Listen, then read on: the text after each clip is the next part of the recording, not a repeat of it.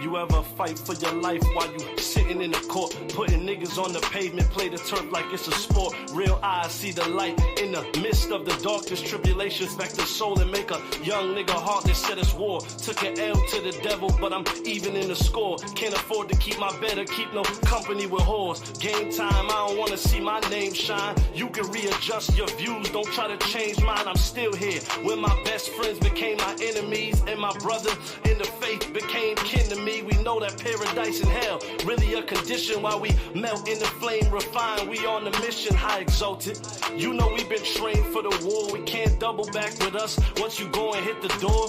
Pain, Lord knows we don't play here. If you don't got love for brothers, then niggas stay there. My name, try to stand and figure it out, but can't ignore my pain. Help a nigga out, but understand that rain of hell. A nigga out for real, but I can't get it. My feelings now, try to stay in my lane. Try to stand and figure it out, but can't ignore my pain. Help a nigga out, but understand that rain of hell. A nigga sprout for real, but I can't get it. My feelings now. They gon' laugh at you while they strike and shake your hand. The Father gave us pain cause he knows it make a man. We got next, you heard me, I said we got next. We never boast in ourselves, but in the Father we flex. I said you could choose to die or you could choose to live. Stand tall, even if that means that you could lose a rib. We leave it all on the altar while we pray and face the east. Cause a man that hold the word and persevere, that's a priest. Fuck the feet. If they can't hearken, then dust your feet. The earth will be given into the hand of the meek, to the evil beast. No, we won't never ever bow down. The workman rightly dividing, can't put the plow down. We suffer now, God willing we the elect. In a world where somehow good men fall under rejects. Don't take a lot of shit to heart cause we carry precepts. Don't take a lot of shit to heart cause we carry precepts. Understand my name, try to stand and figure it out, but can't ignore my pain. Help a nigga out, but understand that rain of hell. A nigga out for real, but I can't get it. My feelings now, try to stay in my lane. Try to stand and figure it out, but can't ignore my pain. Help a nigga out, but understand that rain of hell. A nigga sprout for real, but I can't get it. My feelings now.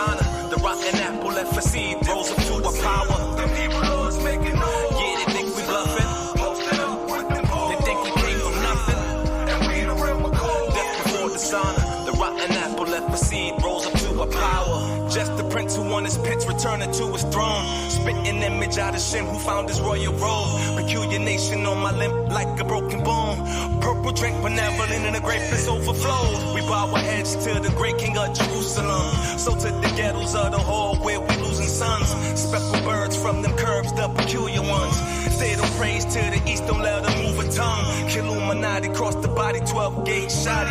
The government just want us dead. The prophecy they find me trapped up in the tri-state, bruise around me. Them police only swam, I think they blew our money. I want the palm trees again, chariots and linen, ruby charms down the arm, holy feasting women, strumming harps, bongos, new era dripping. My emerald in the crown, be your new religion. Yeah, they think we bluffing. They think we came from nothing. Death before dishonor. The rotten apple left a seed, rose up to a power. Yeah, they think we bluffing. They think we came from nothing. Death before dishonor. The rotten apple left a seed, rose up to a power. Rose up to a power. Saw them bruise all day, I know what time it is. The one and only, Yahweh Shem Yahushai. And therefore we cast our crowns. And to the mother, your son's back in town. Them boys back around.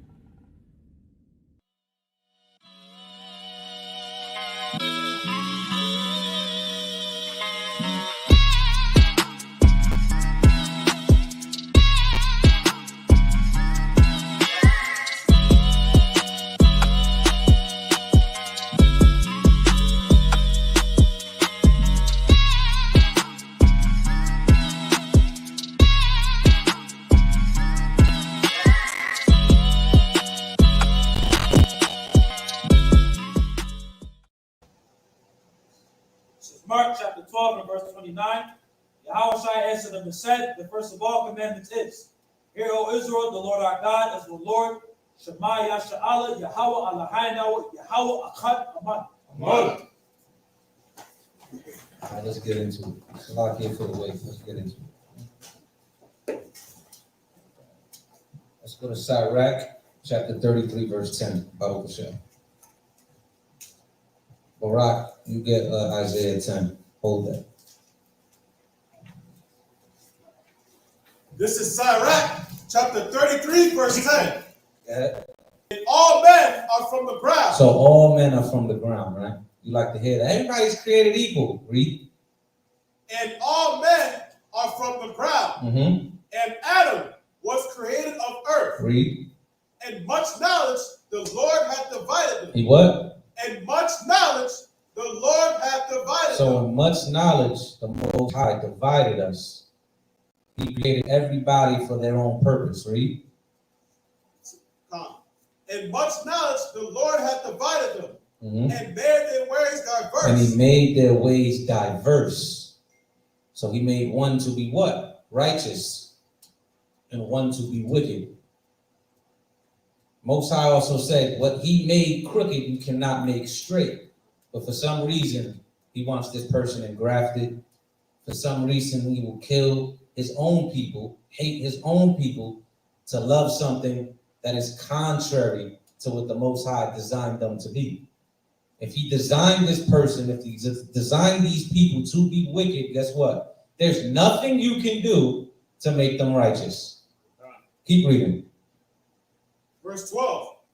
Some of them hath he blessed. Some of them hath he blessed. Go ahead. And exalted. And exalted. Read. And some of them hath he sanctified. Go ahead. And set near himself. Mm-hmm. But some of them go ahead. hath he cursed. Has he what? Hath he But cursed. some of them he's cursed. Read. And brought low. And brought low. Go ahead. And turned out of their places. And what? And turned out of their places. And made their places desolate. Made their places waste. Because that's why the Most High designed them. Nothing more, nothing less. Keep reading. Verse 13. As the clay is in the potter's hand. Go ahead. To fashion it as his pleasure. At what? To fashion it at his pleasure. To fashion it at his pleasure. So he designed it for his purpose, for his will, for his glory. Yeah? So man is in the hand of him. Hold on, read that again. So man is in the hand of him. Man is in the hand of him, not your doctrine. Read. That made him. Go ahead. To render to them as liking him best. Go ahead. Good is set against evil. Read it again. Good is set against evil. Good is set against evil. Now we're going to get into who's the good, but we're definitely going to get into who's the evil. That's what this class is about. Who is the evil? Because I'm sick and tired of everybody caping for somebody who is evil, man. Yeah? Good is set against evil. Read. And life against death. And life against death. Finish it up. So is the godly against the sinner. Go ahead. And the sinner against the godly. Okay, now let's go to Isaiah chapter 10. Isaiah chapter 10.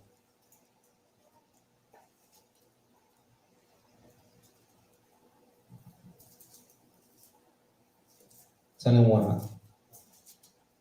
You got it, bro? No, bro, got it. This is Isaiah chapter 10 and verse 1. Go ahead. Woe unto them that decree unrighteous decrees. Read it again. Woe unto them that decree unrighteous decrees. Destruction unto them that decree unrighteous decrees. And that's what you see upon this land. Well, anybody can get married, just alphabet community and LGBT, and you see all the whole abortion fight. These are these unrighteous decrees, man. You've seen it with the drug wars in the 80s going into the 90s that decimated, destroyed our neighborhoods.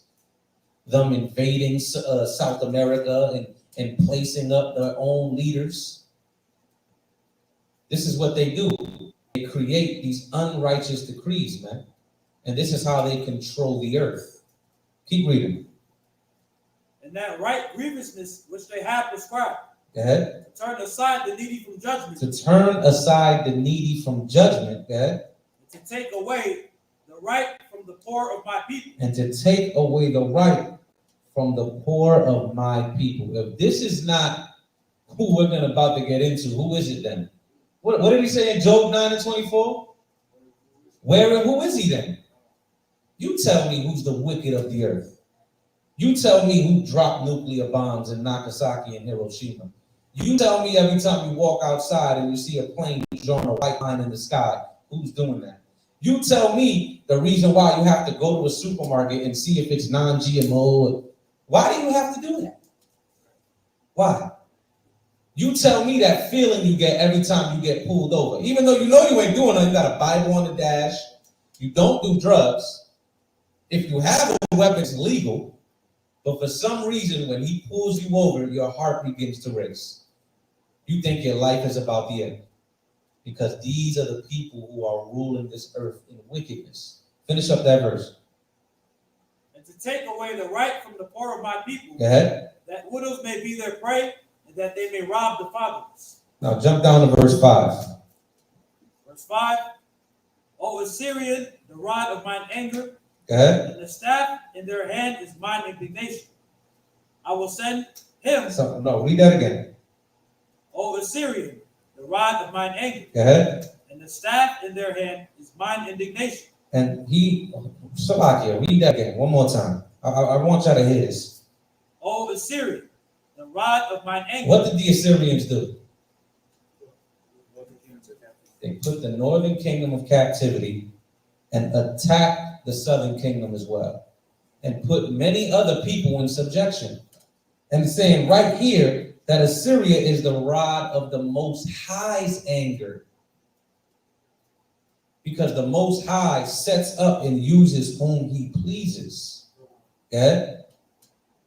And the staff in their hand is mine indignation. And the staff in their hand is the Most High's indignation.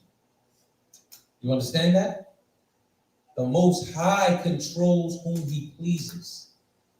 He kills. Matter of fact, get that in Samuel real quick. You know what I'm talking about? Is that 2 and 6? 1 Samuel 2 and 6? Or 2 Samuel 2 and 6? One of the two? Get that real quick. 1 Samuel chapter 2 and verse 6. Go ahead.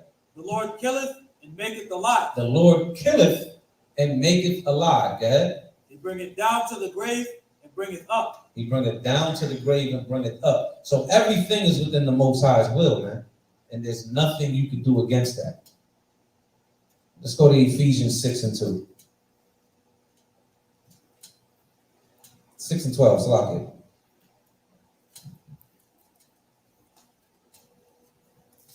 See, a lot of people like to go into conspiracy theories as well, right? I'm a realist. That's what I like to think myself as. I don't really go into conspiracy theories. I like to go into things I can prove. I can see with my own eyes when I look in the sky, I see chemtrails. That's not a conspiracy theory. I can see that, what are they called, Yeshaya?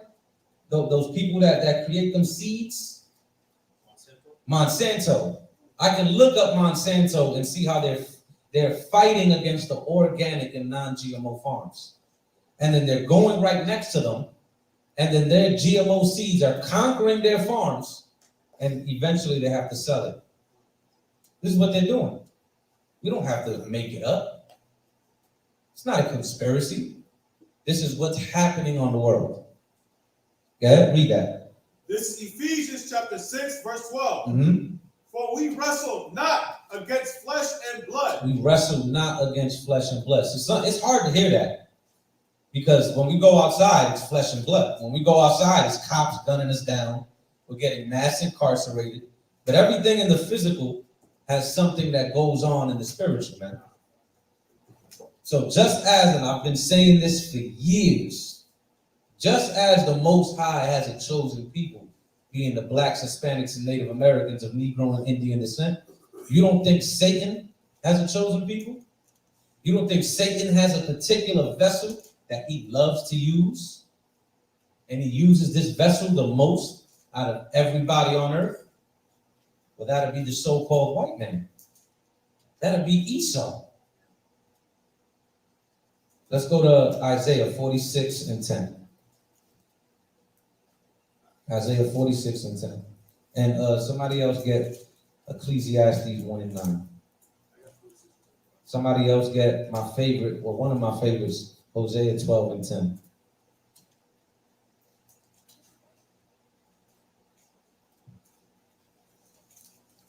This is Isaiah chapter 46, verse 10. Declaring the end from the beginning. Go ahead. And from ancient times, the things that are not yet done. So the Most High declared the end from the beginning. He showed you exactly what he's going to do in the end times with what he did in the beginning. That's what he did. So that very same thing that happened in the garden is happening now. That's what you have to understand. The very same thing Abraham went through. Listen, Abraham grew up in a pagan household. Do you understand that? Get that in Joshua real quick. Let's prove that. What's that, Joshua 24, the second verse? You know what I want. Joshua chapter 24 and verse 2. And Joshua said unto all the people, Thus saith the Lord God of Israel. Go ahead. Your fathers dwelt on the other side of the flood. You see, we dwelt on the other side. Abraham dwelt on the other side of the flood. Being he lived in Mesopotamia, in ancient Sumeria. This is where we come from. Go ahead. Your fathers dwelt on the other side of the flood in old time. Go ahead. Even Terah, the father of Abraham. Even Terah, the father of Abraham. Go ahead. And the father of Nachor, even Terah, the father of Abraham, Mm-hmm. and the father of Nachor, they served other gods. And they what? And they served other gods. And they served other gods. Now, most of us, despite some of the men up here that were born in this truth, most of us grew up with Christmas, Thanksgiving. We grew up serving other gods. We grew up, oh, yeah, the Bible, yeah, whatever. But anytime I heard the Bible, I'm gonna be honest, I'm like, white Jesus. That's what always kept me away from you. Because the white people were the one that was oppressing us in the neighborhood I grew up in. So why would I serve a God that kills us? You understand? So just as Abraham came up under other gods, but the Most High told him, go and flee. Flee Babylon. Come out of her, my people. You see the similitudes that the Most High uses? The same thing he's told Abraham to do in the physical. Now he's telling us to do that in the spiritual. To come out of the philosophies. Come out of these religions, so on and so forth. Read that again in Isaiah.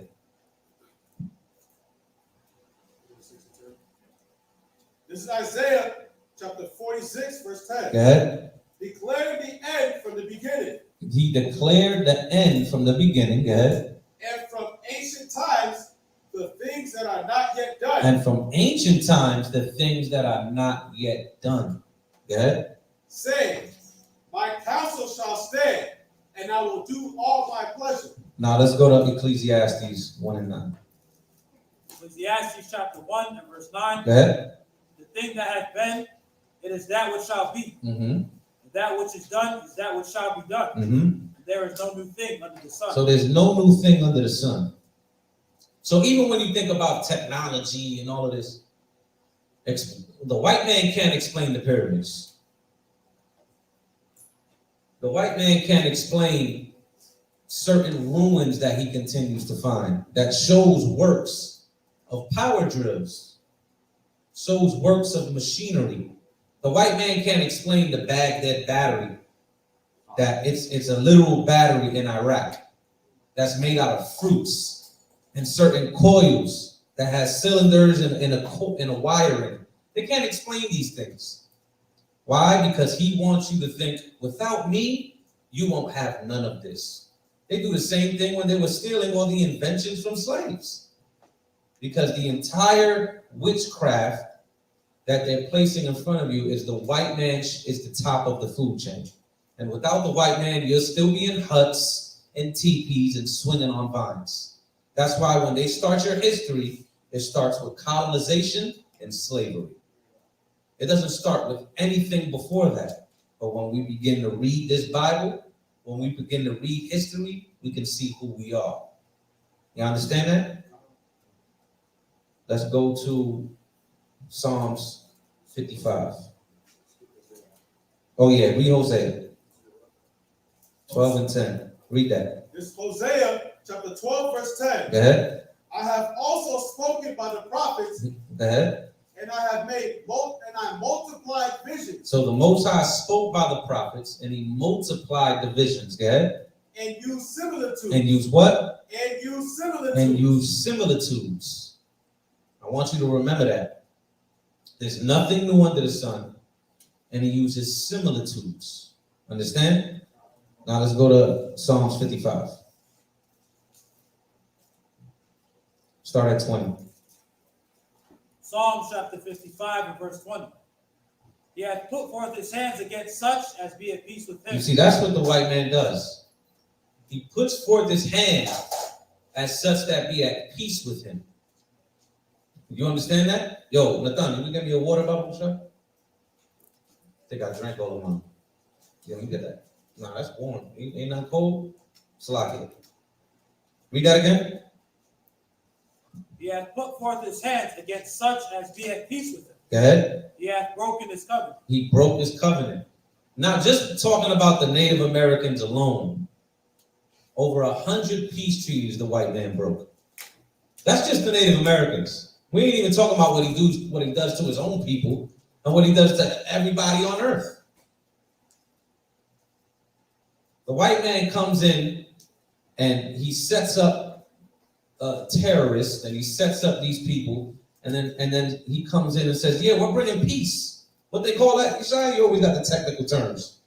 What they call that? You know what I'm talking about? Nah. When they attack them, they set up the place to fall, and then go in there like if they coming in to fix it. There's a certain technical term you always use. You be at camp using it out. Nah, it's not that. It'll come to you later. It's gonna come to you when it's too late out. Yeah, I know. It's all good. But that's exactly what the white man does, man. Yeah, keep reading. Verse 21. Yeah. The words of his mouth were smoother than butter. See, the words of the white man, smoother than butter. Smoother than butter, man. They have you trusting him, bringing him in your house. Then out of nowhere, he shoots you up like Dylan Roof, man. Out of nowhere, you locked up in jail like, I thought Billy was my friend. Billy's the devil. You understand? That's what he is. That's what he's always going to be, because that's what the Most High designed him to be. I don't care to be like, there's some good ones. They're not to me. I've been searching for a just white man my entire life in this truth. You understand? How many times at camp you hear me say, you believe in justice?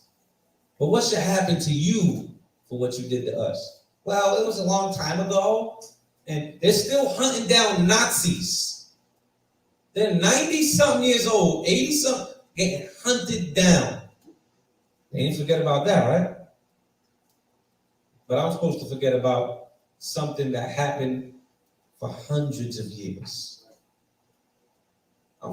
Just forget about it. Right? It was a long time ago, come on. Let's get Proverbs 16:4.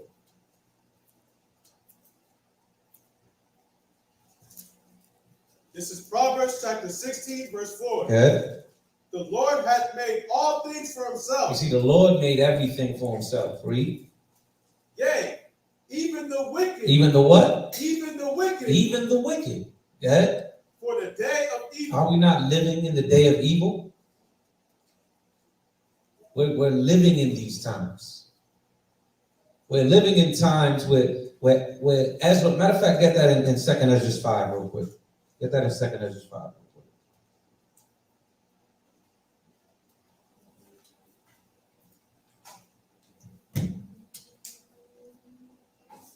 You know what I'm talking about?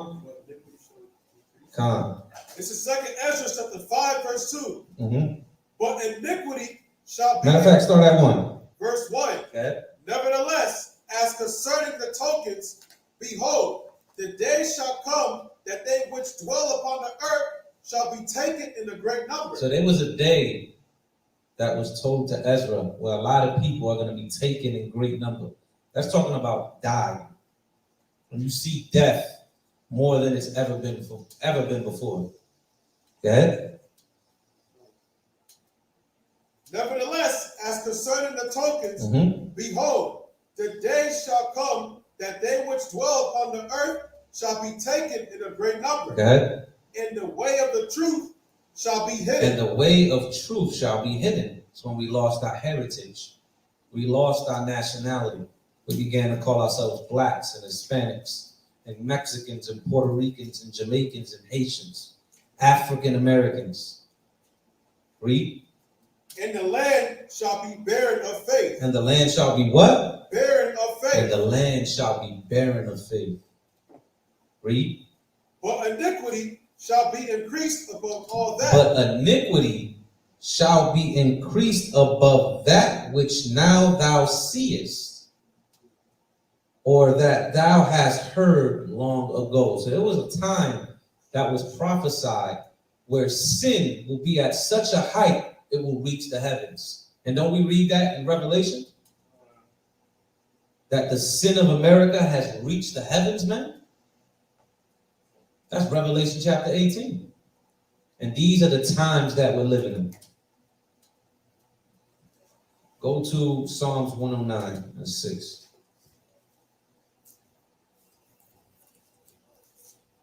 Psalm chapter 109 and verse 6. Go ahead.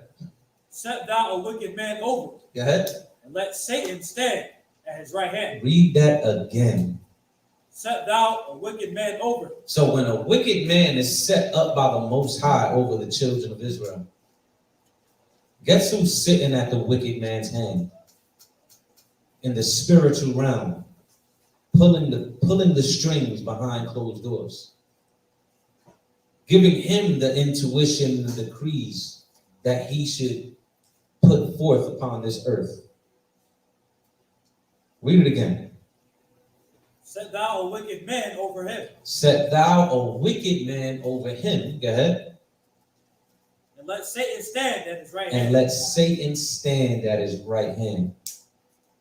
So if the white man's ruling the earth right now, who's sitting at the white man's right hand? Satan. But then they're mad at when we say the white man's the devil that the Bible speaks of. Then explain this verse. You probably never even read it.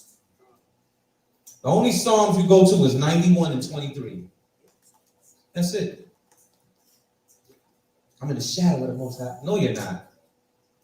You're in the shadow of Satan. You understand? Let's get Ecclesiastes 7 and 29.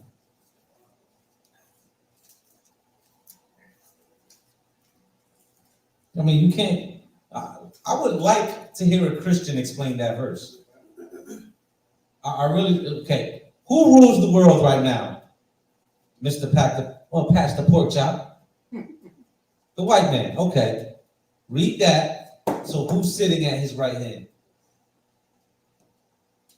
Explain that. Read that out. This is Ecclesiastes chapter 7, verse 29. Go ahead. Lo, this only have I found, that God hath made man upright. Go ahead. But they have sought out many inventions. But they sought out many inventions. What are these inventions? It's sin. And the white man, the things he places in front of us, not just his crazy inventions that he, like the white man is the only person that I've ever heard of that will do all of these abominable acts with animals, man. What the hell's going on in this world? This is what he does, though. Bestiality. Like, ask yourself, why is that law there? The law is there because people do it, Ak. That's why the law is there, because that is what was happening in Egypt, and that's what's happening now. A couple years ago, I was watching something retarded on TV with my mom's. I don't even know what the show was called. All I know is some dude was fighting the courts in England to marry a horse. Dead serious. I'm not making this, I can't make this up. He was fighting the courts in England to marry a horse. Why? He was trying to write it. Come on, pause. Lord in Christ. This is a fact, though. That's what was happening now. It's a crazy world we live in, man. Because the Most High did not create, the Most High didn't create homosexuality. I want y'all to understand that. Man created it with his own inventions and his wicked ass intuitions and all this exploration. That's what I think the white man was talking about when he said the age of exploration. What were you exploring, Doc? There was already people here. Salakia. I don't know what's going on, man. Go to the second Esdras. Second Esdras 9 to 20. I tell you, this is the person people want to save. It's crazy. Second Esdras chapter 9, verse 20. Yeah. So I considered the world. So the Lord considered the world. Yeah. And behold, there were perils because of the devices that were come into it. Read it again. You got to read it correctly. Yeah. So I considered the world, and behold, there was peril because of the devices that were come into it. Because of the devices that have came into it. Let me tell you one of the most wicked devices that is in front of us today. Your telephone.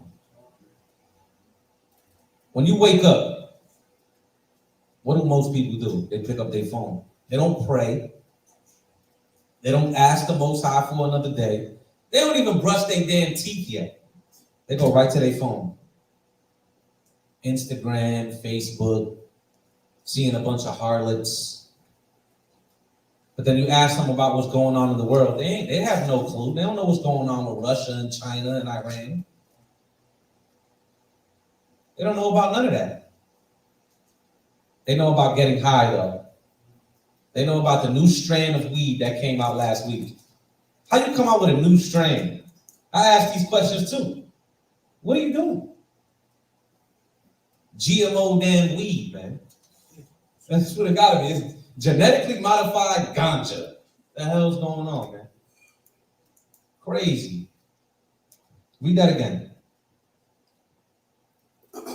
So I considered the world, and behold, there was peril because of the devices that were come into it. There was peril because of the devices that came into it, man. And we have to learn how to not be ignorant of Satan's devices. And a certain device that Satan's used against another man might not be a cobra clutch. It might not be the thorn in your side. But you have to be aware of everything that's around you, man. Come?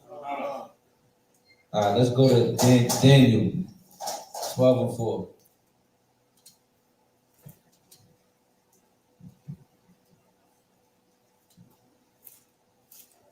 Everybody with me, right? All right. Bringing all this out for a reason. Daniel chapter 12 and verse 4. Mm-hmm. But thou, O Daniel, shut up the words and seal the book. So shut up the words and seal the book. So there was a time where the book was sealed. That was after the time of the apostles. And then that's when you're seeing all of these doctrines begin to come in. All of this craziness and nonsense that began to come in the church, man. Oh, you could eat food. You could eat unclean foods. You could commit all of this nonsense. All of this Christian doctrine you see today, it's not new. This is ancient. This happened right after the death of Christ. Do y'all understand that? Matter of fact, let me prove that. Let me prove that. Because Ibadia's looking at me like, where's that precept? There's one in Acts. But first we're gonna go to John. Let me find it. 3 John chapter, there's only one chapter, verse 12.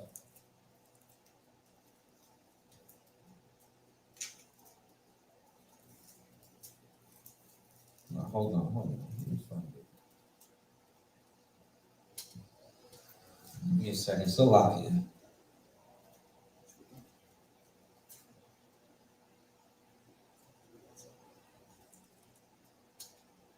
I don't know what I'm talking about, man. There's one in Acts that said, wolves shall come in after I depart. Paul says that. Let me find it.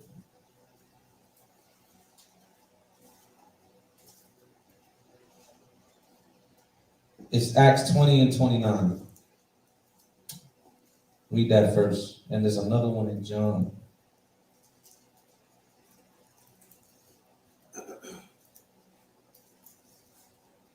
This is Acts chapter 20, verse 29. For I know this, that after my departing, so after his departing, shall grievous wolves enter in among you. Shall grievous wolves enter in among you. So that goes to them damn retarded Christians that be like, I follow the first sentence. Shut up, brother. No, you don't. Well, maybe you do. False doctrine. Well, we follow, thus saith the Lord, thus saith the Holy Bible. We follow the words in this book that the Most High preserved and passed down onto us today. You understand that? So there is no, we follow the, no, we follow the words in this book. Forget all them other apostles and so-called men that set themselves up, man. Because Paul said these men will creep in and they will be wolves amongst the sheep. You understand that? Y'all don't know which one I'm talking about in John? You got it? This is John chapter 10 and verse 12. That's not it. It's in 1st, 2nd, and 3rd John. You can read that though.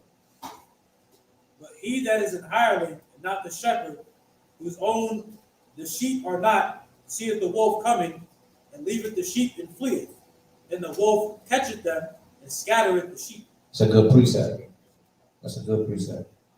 I forgot the other one I'm looking for. It's all good. Let's go to, let me see.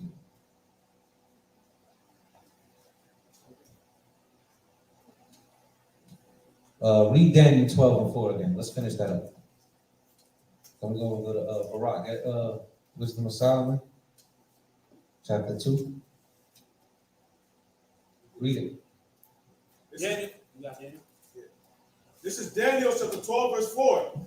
But thou, O Daniel, shut up the words and seal the book, even to the time of the end. Many shall run to and fro. Many shall run to and fro. And knowledge shall be increased. And knowledge shall be increased. And that's what you're seeing today. Not just with us coming back to the knowledge of the Most High. You see all this technology and they're tapping into dark matter, and you see that happening. Wisdom of Solomon 2 and start at 21. Wisdom of Solomon, chapter 2 and verse 21. Such things did they imagine and were deceived. Read it again. Such things did they imagine and were deceived. And were deceived, man. All this wicked imagination, man. There are people who really believe in evolution. You understand that? They believe that we came from primordial soup of millions of years of rain that came off of a rock, and then eventually it evolved into something, and then evolved into something, and then a monkey. Then the monkey lost the tail, and it became some chimpanzee-looking joint, and then here comes us. People believe that. I don't know where they said. They change the doctrine every 2 weeks. Chill out, brother. I don't even want to hear it, man.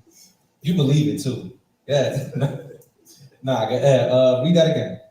Such things did they imagine and were deceived. Go ahead. For their own wickedness had blinded them. For their own wickedness has blinded them, man. You read that in Romans 1. He gave them up to their vile affections. Why? Because they serve what? The creature more than the creator. Read. For their own wickedness had blinded them. Go ahead. As for the mysteries of God. As for the mysteries of God. They knew them not. See, the white man can't tap into this. And if you a wicked Israelite, you can't tap into it either. If you think holding hands with your damn enemy is biblical, you don't know the mysteries of God.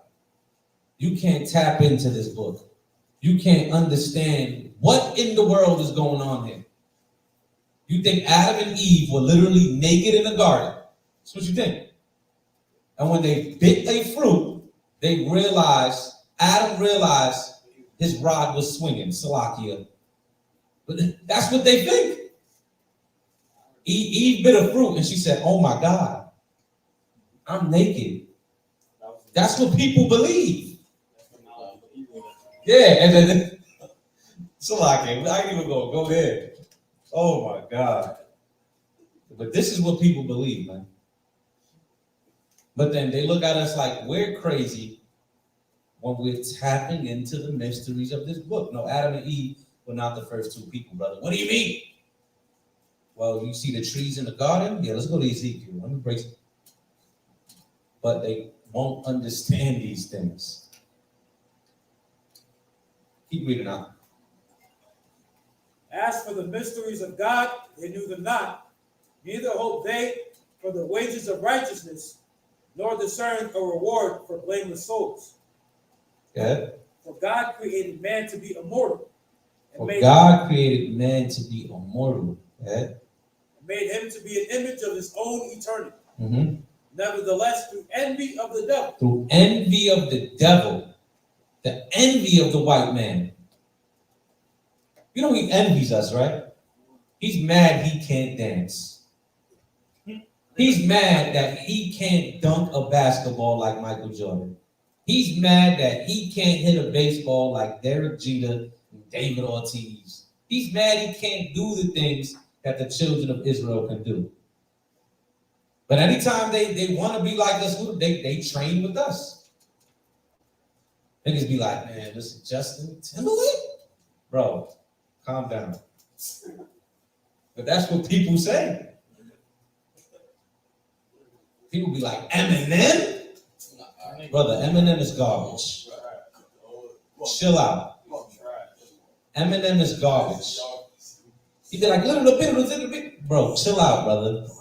Calm down. I don't even know what he be saying. Who talk? The demons in my closet. Stop being weird, bro. Like, he talk about some shit with his mom and popping pills. I can't relate to that shit. Nonsense, man. But people swear up and down. They envy us because they are not us. They can't do anything we can do. We are the salt of the earth. This dude trying to copy Little Baby now. I don't care, man. It's nonsense. I don't even know who Little Baby is. First of all, if you're a grown man, don't call yourself Little Baby. That is crazy. Salaki. That's a rapper? He's only 24. I would never call myself Little Baby. He said he's only 24. Nah. Yo, Shabbat, I'm never calling myself Little Baby, man. Nah, come on, brother. And then dump it. I don't know half of these dudes, man. Let's go to Thessalonians. 2 Thessalonians 2 and start at verse 3. 2 Thessalonians chapter 2 and verse 3. Let no man deceive you by any means. Let no man deceive you by any means, God. For that day shall not come, except there come a falling away first. Except there come a falling away first. Us falling out the faith. Keep reading. And that man of sin be revealed. And that what? That man of sin be revealed. And that man of sin be revealed. And that man of sin is being revealed. Every time we say the white man is the devil that the Bible speaks of.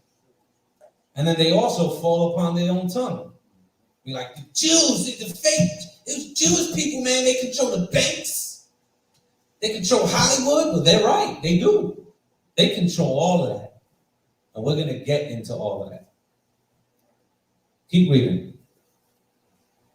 For that day shall not come, except there come a falling away first. That man of sin be revealed. Go ahead. The son of perdition. The son of perdition, the son of hell. Go ahead.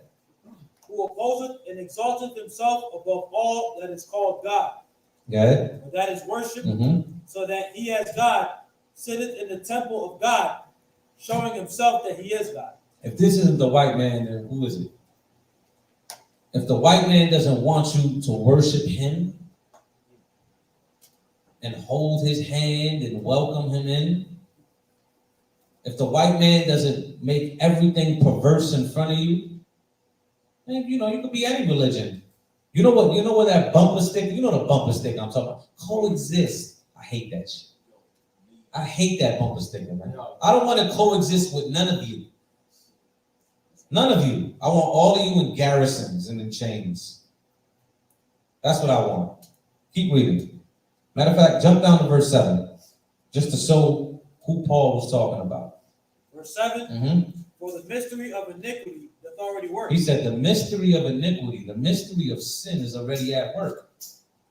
And who was ruling? Rome. And who's ruling now? Rome.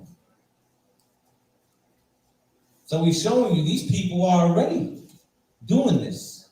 And though they fell for a time or were bound for 1,000 years in Europe, right? You read that in Revelation 20. People be like, the 1,000-year millennial reigns. No, that's talking about the dark ages when the white man was servants to us throughout Europe for 1,000 years through the Byzantine Empire. That's what that's talking about. And then what? He shall be loosed for a little season. The Renaissance era being rebirth. And now he's ruling upon the earth till this day. But this place is coming to an end. This place is finished, man. This place is finished. All the prophecies we've been talking about for years, since our forefathers in the old school, and we're still saying it, and it's coming to pass. And if you don't believe now that what the Bible's saying is true, just walk out the classroom. Leave. Whose phone is that? I need to put your phone on silent. But if you don't believe what's going on in the Bible is true, when you look outside and see what's going on, I don't know what to tell you anymore. Just leave the class, leave quietly on the YouTube, and leave quietly on the Clubhouse. You here for no reason. Let's go to Daniel, chapter 7. Daniel 7. Let's go to verse 8. Straight to the point. Daniel chapter 7 and verse 8. I considered the horns, and behold, there came up among them another little horn. So we know the horns is the extension of the Roman Empire, right? And the three little horns is Spain, England, and France, right? Through the Spanish-American War, French-American War, which was a part of the Louisiana Purchase, and the Civil War, which is against Britain. And then that little horn that comes up is what we're living in now, known as America, right? So read it again from the top. I considered the horns, and behold, there came up among them another little horn, before whom there were three of the first horns plucked up by the roots. And behold, in this horn were the eyes like the eyes of man, and the mouth speaking great things. And a mouth speaking great things. So this is the place that was said, the mouth shall speak great things. America, home of the free and the brave, and the drug trade, and the slave trade. But that's what happened right here. That's how America was built. Jump to verse 20. Verse 20. Okay. And the 10 horns that were in his head, and of the other which came up, and before whom the three fell, even of that horn that had eyes, and a mouth that spake very great things, whose look was more stout than his fellows. Whose look was more stout than his fellows. This empire looked greater than the ones before it. All the prophets, why do you think the prophets explained it the way they did? Like Mystery Babylon, the virgin daughter, that place known as Sodom in Egypt. They explained this place like many similitudes and many comparisons of all the old kingdoms before it. Because all the spirits of the old kingdoms are right here. Keep reading.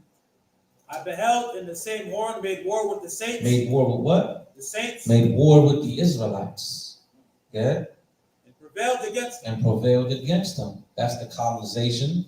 That's the slave trade. That's till this day. Mass incarceration. But we're rising as a nation now. Yeah? So the Ancient of Days came, and judgment was given to the saints. And judgment was given to the saints. Yeah? Of the Most High. And the time came that the saints possessed the kingdom. And the time is going to come that the saints is going to possess the kingdom. Keep reading. Then thus said he, thus he said, the fourth beast shall be the fourth kingdom upon earth, which shall be diverse from all kingdoms, and shall devour the whole earth. And it's going to devour the whole earth. Hasn't America done that? It started with Rome. Then the extension of the Roman Empire leading all the way up into today. Destroyed this entire earth, man. This entire earth is in chaos because of the white man. Not no damn Arab. What is Esau's the Arab? What kind of dumb doctrine? That's what I'm saying. Esau's the Arab. Allahu Akbar. Boom. Like, that's Esau? Wow. Finish it up. And so the Ancient of Days came, verse 23. Thus he said, the fourth beast shall be the fourth kingdom upon earth, which shall be diverse from all kingdoms, and shall devour the whole earth, and shall tread it down and break it in pieces. And shall tread it down and break it in pieces. Now let's get to the meat of the matter. Let's go to Genesis chapter 3. Genesis is probably one of my favorite books. And to be honest, Genesis is the deepest book in the Bible. It's the deepest book in the Bible, man. And as we were all told here a long time ago, when you understand Genesis, you understand the entire book.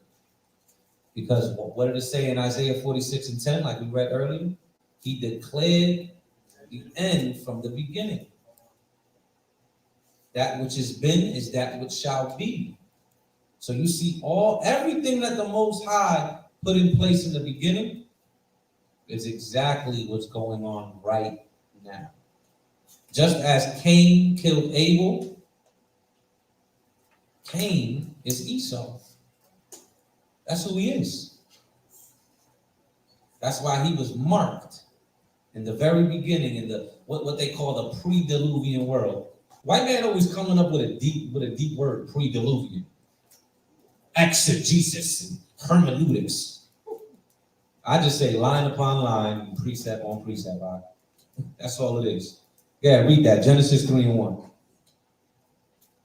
This is Genesis chapter 3, verse 1. Go ahead. Now the serpent. Now the what? Now the serpent. Now the serpent. Get the Hebrew word for serpent.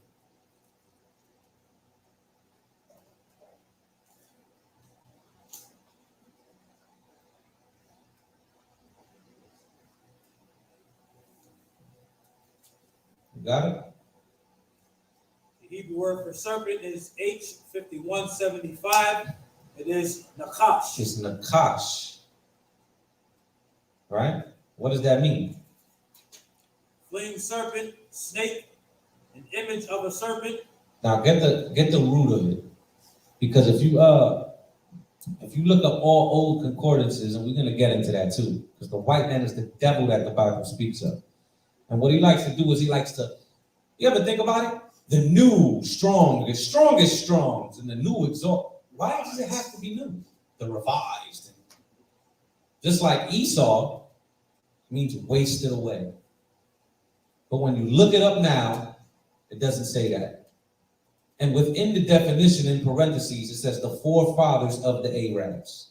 That's what it says right now in your Strongs. I'm dead serious. This is what the white man does. He's a master at witchcraft. He's a master at deceit. Read the root for it, which is what the definition of it really is. Because Hebrew, one word can take on a variety of meanings. Read that out. And its root from H5172, the same word, it means which is Nachaash. What does it mean? to practice divination. To practice divination. Go ahead. An enchanter. An enchanter. I want you to stop right there. An enchanter. Speaking smooth things. Words of like butter and oil. Who is that? It only can be one person. It only can be aligned to one specific group of people. That Nachaash, that enchanter, smooth words. I talk you right into sleep. So that's what the white man does. He rocks you to sleep, man. He don't want you awake. He wants you asleep. So you can continue in the American dream while he murders your family, while he rapes your daughters, while he pumps drugs into your neighborhoods, while he creates a system and decrees and publishes laws to destroy you. When the UN gets together, what do you think is their biggest focus? It ain't no damn sanctions. It ain't no damn war. It's how we gonna stop these niggas and spits from waking up? Why you think we don't have representation there? Because they're against us. That's that crafty council. And crafty council is a lot more than just slavery. It's everything they place in front of you, man, to keep you in sin, to keep you docile. And the more and more we wake up, what do? Okay, make LGBT. You know, we got to stop them from producing. The more and more we wake up, all right, make weed legal. Let's make them stupid again. But it's not working because us waking up is not of us. This is of the Most High. I didn't just wake up one day and say, I am Yawasap. I am a prophet of the Lord. I didn't wake up and do that. The Most High called me. And I just I just opened the door and answered the call. Just as all of us in him. Come? So that Hebrew word is Nachaash, which means enchanter. Y'all understand that? Let's hold that. Let's go to Leviticus 19 and 26. The same word, all the next verses that I bring up, the same word is used all right here. Nachaash. Keep that in mind. This is Leviticus chapter 19, verse 26. Yeah. Ye shall not eat anything with the blood, neither shall ye use enchantment. Neither shall you use what? Enchantment. Go ahead. Nor observe time. Nor observe time. That goes to them damn horoscope people. You know, horoscope, and shut the hell up, man. Let's go to Deuteronomy 18 and 10. I hate that horoscope. When is your baby due? Oh my God, he's gonna be a Scorpio. No, he's not. He's gonna be an Israelite from the tribe of Ephraim. Slakia. And that Deuteronomy. You know, my AHLAHAYANAWA. Get Deuteronomy, what's that, 18 and 10. You get 2 Kings 17. This is Deuteronomy chapter 18, verse 10. Yeah. There shall not be found among you anyone that maketh his son or his daughter to pass through the fire, or that useth divination, or an observer of time, or an enchanter, or a witch, read the next verse, or a charmer, or a consulter with familiar spirits, or a wizard, or a necromancer. And let me tell you something, the white man is all of these things. Every single one of these things the white man doesn't. Is that the witchcraft he does is drugs. That's witchcraft. And not just cocaine and heroin and weed. It's your Tylenol. Over-the-counter drugs. I used to be a kid. That's how you know the most I've been dealing with, man. I used to be a kid and be like, why is it called the drugstore? I thought drugs were bad, man. My mom used to laugh at me. But it's a fact. It's called the drugstore. I still remember when I grew up in New York on Wyckoff Ave, right, in Bushwick. There was literally said drugstore, and the symbol for it was a pot with somebody like a cauldron. Right? That's what it was. Then there was another one, like you said, there was one with a wand. Why are these medical institutions and drugstores have symbolism of witchcraft? Like Job said, right? They are all forgers of lies and physicians of no value. A doctor is not there to heal you. They're there to just, give you a little bit here so you could keep coming back, because it's a business. It's all a business, man. Why do you think when they take you, when you get off of drugs, what do they give you? They give you amphetamine, which is synthetic heroin. So they're not trying to get you off of the drugs. They're like, okay, stop the street shit. Now come get the legal stuff. Come get it. This is what they do. Read that in Kings. 2 Kings chapter 17 and verse 17. And somebody else gets 2 Kings 21 and 6. And they caused their sons and their daughters to pass through the fire. And use divination and enchantments. And sold themselves to do evil in the sight of the Lord to provoke him to anger. I guess 2 Kings 21 and 6. Somebody else gets 2 Chronicles 33 and 6. This is 2 Kings chapter 21, verse 6. And he made his son pass through the fire and observe times and use enchantments and dealt with familiar spirits and wizards. And you see, we began to do all these things. We still do it to this day. It's called Santeria, Brujeria, Voodoo, and Christianity, by the way. When they go, go on the floor and start having convulsions on the floor, that's witchcraft. I don't know what the hell that is, man. When you turn on your TV and they use all that symbolism to go into your subconscious, and then your little kid, you watching, you gotta watch what your little kids watch, man. Because your little kids just watching Disney, whatever. Then out of nowhere, there's a gay scene in something that has little kids. This is a little kid show. That's what's going on, man. You go take your kid, whatever, yeah, let's go see Frozen. Frozen 2. There's a gay scene in it. This is what's happening. This is what the white man does, and this is the witchcraft that he uses. See, when people think of witchcraft and enchantments, they think of something spooky.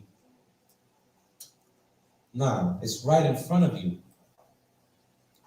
And we're dealing with it every single day. Every single day, man. Read that precept I gave you, Chronicles. 2 Chronicles chapter 33 and verse 6. Yeah. And he caused his children to pass through the fire in the valley of the son of Hinnom. Also he observed times and used enchantments, and used witchcraft, and dealt with the familiar spirit, and with wizards. He wrought much evil in the sight of the Lord to provoke him to anger. All right, now, what I'm gonna do is I'm about to go into a PowerPoint that I have, right?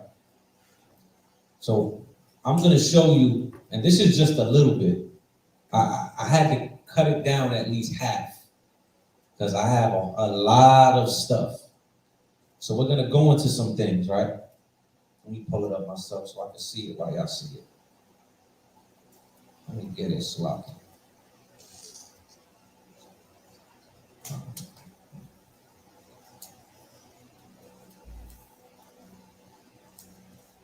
Abaya, pull up that PowerPoint. And if anybody on Clubhouse wants to see the visual, y'all can just click the link above and y'all can read along with me through the PowerPoint.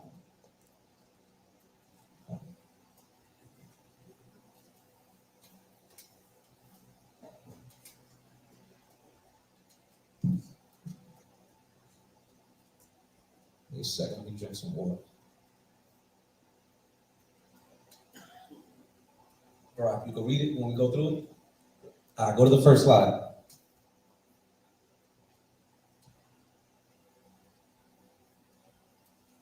Got it? In-depth understanding of terminology. Enchanter is a noun, which means one who enchants or practices enchantments. And I'm doing all this for a reason, right? So I want you to listen to everything that's being said here. Come, read it again. The one who enchants or practices enchantments, the sorcerer or magician, also one who charms or delights, enchanteur, an agent noun from enchant, or from Old French, enchanteur, magician, singer, mountebank. Mountebank. I want you to remember that word. Mountebank. That's MOUNTEBANK for the brothers in the class. All right? Go to the next word. It is enchant in the late 1400s, the literal practice sorcery or witchcraft on, and figurative, delight in a high degree, charm, fascinate. So fascinate, charm. How do you think he got Eve to do what he did? Seduced her. You understand? Go ahead. You gonna read it? Come on, go ahead. From Old French enchanter, bewitch, to charm, to cast a spell. In the 12th century, from Latin encantere, to enchant, fix a spell upon, from into or upon, from P-I-E-U, E-N-I-N, and cantere to sing, from Pyru, K-A-N, to sing, or perhaps that formation from enchantment. You see that? I just want you to listen to all of this. And you know, They do the same thing in our music now. Who do you think controls the music industry? You see, these people control everything around you. Everything around you. And they just rock you to sleep. They put a nice little spell on you. You understand? And they make you believe you're a gangster, a thug. They make you believe having 5 boyfriends in 3 months is normal. You have 5 husbands and the one you with now ain't yours. Salakia. That's what Christ said. They think it's all normal. There's nothing wrong with it, you know? This is what they make you believe. I don't need you, nigga. Okay. In that day, Salakia. And it's coming soon. In that day, you understand? Shaquat over there know what I'm talking about. That's what, you know? In that day, Salakia. Read the next part. Read the next. Oh, man. The next slide is a continuation of the in-depth understanding of the terminology, right? Uh-huh. So a mount bank. A mount bank, which was what? Another word for enchanter. Let's see what that means. A mount bank is a person who deceives others. Read it again. A mount bank is a person who deceives others. A person who deceives others. So somebody that enchants you, somebody that is labeled a Nachaash in the scriptures, deceives you. So, Mount Bank. Mount bank. M-O-U-N-T. M-O-U-N-T-E-B-A-N-K. Go ahead. Especially in order to trick them out of their money. Say it again. Especially in order to trick them out of their money. Especially in order to trick you out of your money. Then what? Keep you poor and keep him rich. Make you suffer while he succeeds. You understand? This is what they do. Next word. Next word is a charlatan. A charlatan. I've been called this back in my day. Salakia. Go ahead, I'll read that. A person who sold patent medicines in public places. Snake oil. See that? A person who sells patent medicines in public places. He's a charlatan. And what do they use the word charlatan for today? How do they use it today? A smooth talker. A ladies' man. That's a charlatan. But the origin of it was somebody who sold medicine, drugs in public places. Next word. Pharmacy. Pharmacy. Or pharmaceuticals is a dressed up term for sorcery. For sorcery. So pharmacy from pharmakeia means sorcery. Read. That is predominantly used in law and medicinal practices. So you see that? The white man knows what he's doing and he puts it in front of your face. Next word. Hollywood. Hollywood. Yeah?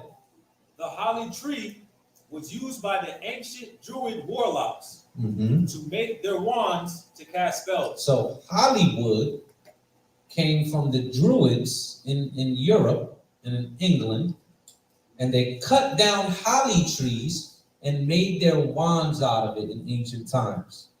And through mythology, they said these wands can cast spells on you. So why is Hollywood the thing that is in control of all of our movies, all of our TV shows, our cartoons, and your media? That's the new one. That's the new, right. It casts spells on you. It makes you believe lies. That's what it does. This is what they do. This is their modern day witchcraft. Next word. Media. Media. comes from the root word medium, Mm-hmm. which means to channel spirits. It means to channel spirits. That's what medium means. Somebody who is in between the spirit realm and the physical realm. This is where these words come from. And these are the words that the white man uses right in front of your face. Right in front of your face, man. Now let's show you how the white man is the devil that the Bible speaks of. And let's show you some more uses that they do. And they put it right in front of your face. I'm telling you, they put it right in front of your face, man. Next slide. Eugenics. Eugenics explained. Well, let's wait till he goes a bit. There you go. There. Eugenics. Anybody heard of eugenics? No. All right. Good. Eugenics is a doctrine of progress and evolution of human race culture, and in 1883 it was coined along with adjective eugenic by English scientist Francis Galton on analogy of ethics, physics, etc. From the Greeks, Eugenes, well born of good stock. Well born of good stock. Go ahead. Noble race, from EU, good. CEU as a prefix. And genos, birth, from pi root, gene, give birth, comma, beget. Okay. So eugenics was designed for what? To root out the people who are not from the good stock. This is where you get abortion clinics. This is where you get birth control. This is what the white man does. See, this ain't a conspiracy theory. I'm not up here talking about reptilians. I'm not up here talking about nothing. Yeah, because this is what people live. We heard it earlier. I heard it earlier. Salaki. I don't know what the dude was talking about. I did. I heard it earlier. I'm not here about talking about nothing I can't prove. Everything I'm telling you is published by them. This is in their books. This is in their. You could Google some of this stuff. It's not even hard to find it. I don't have to buy a book that costs $3,000. Just Google it. Google eugenics. See what it's about. Next slide.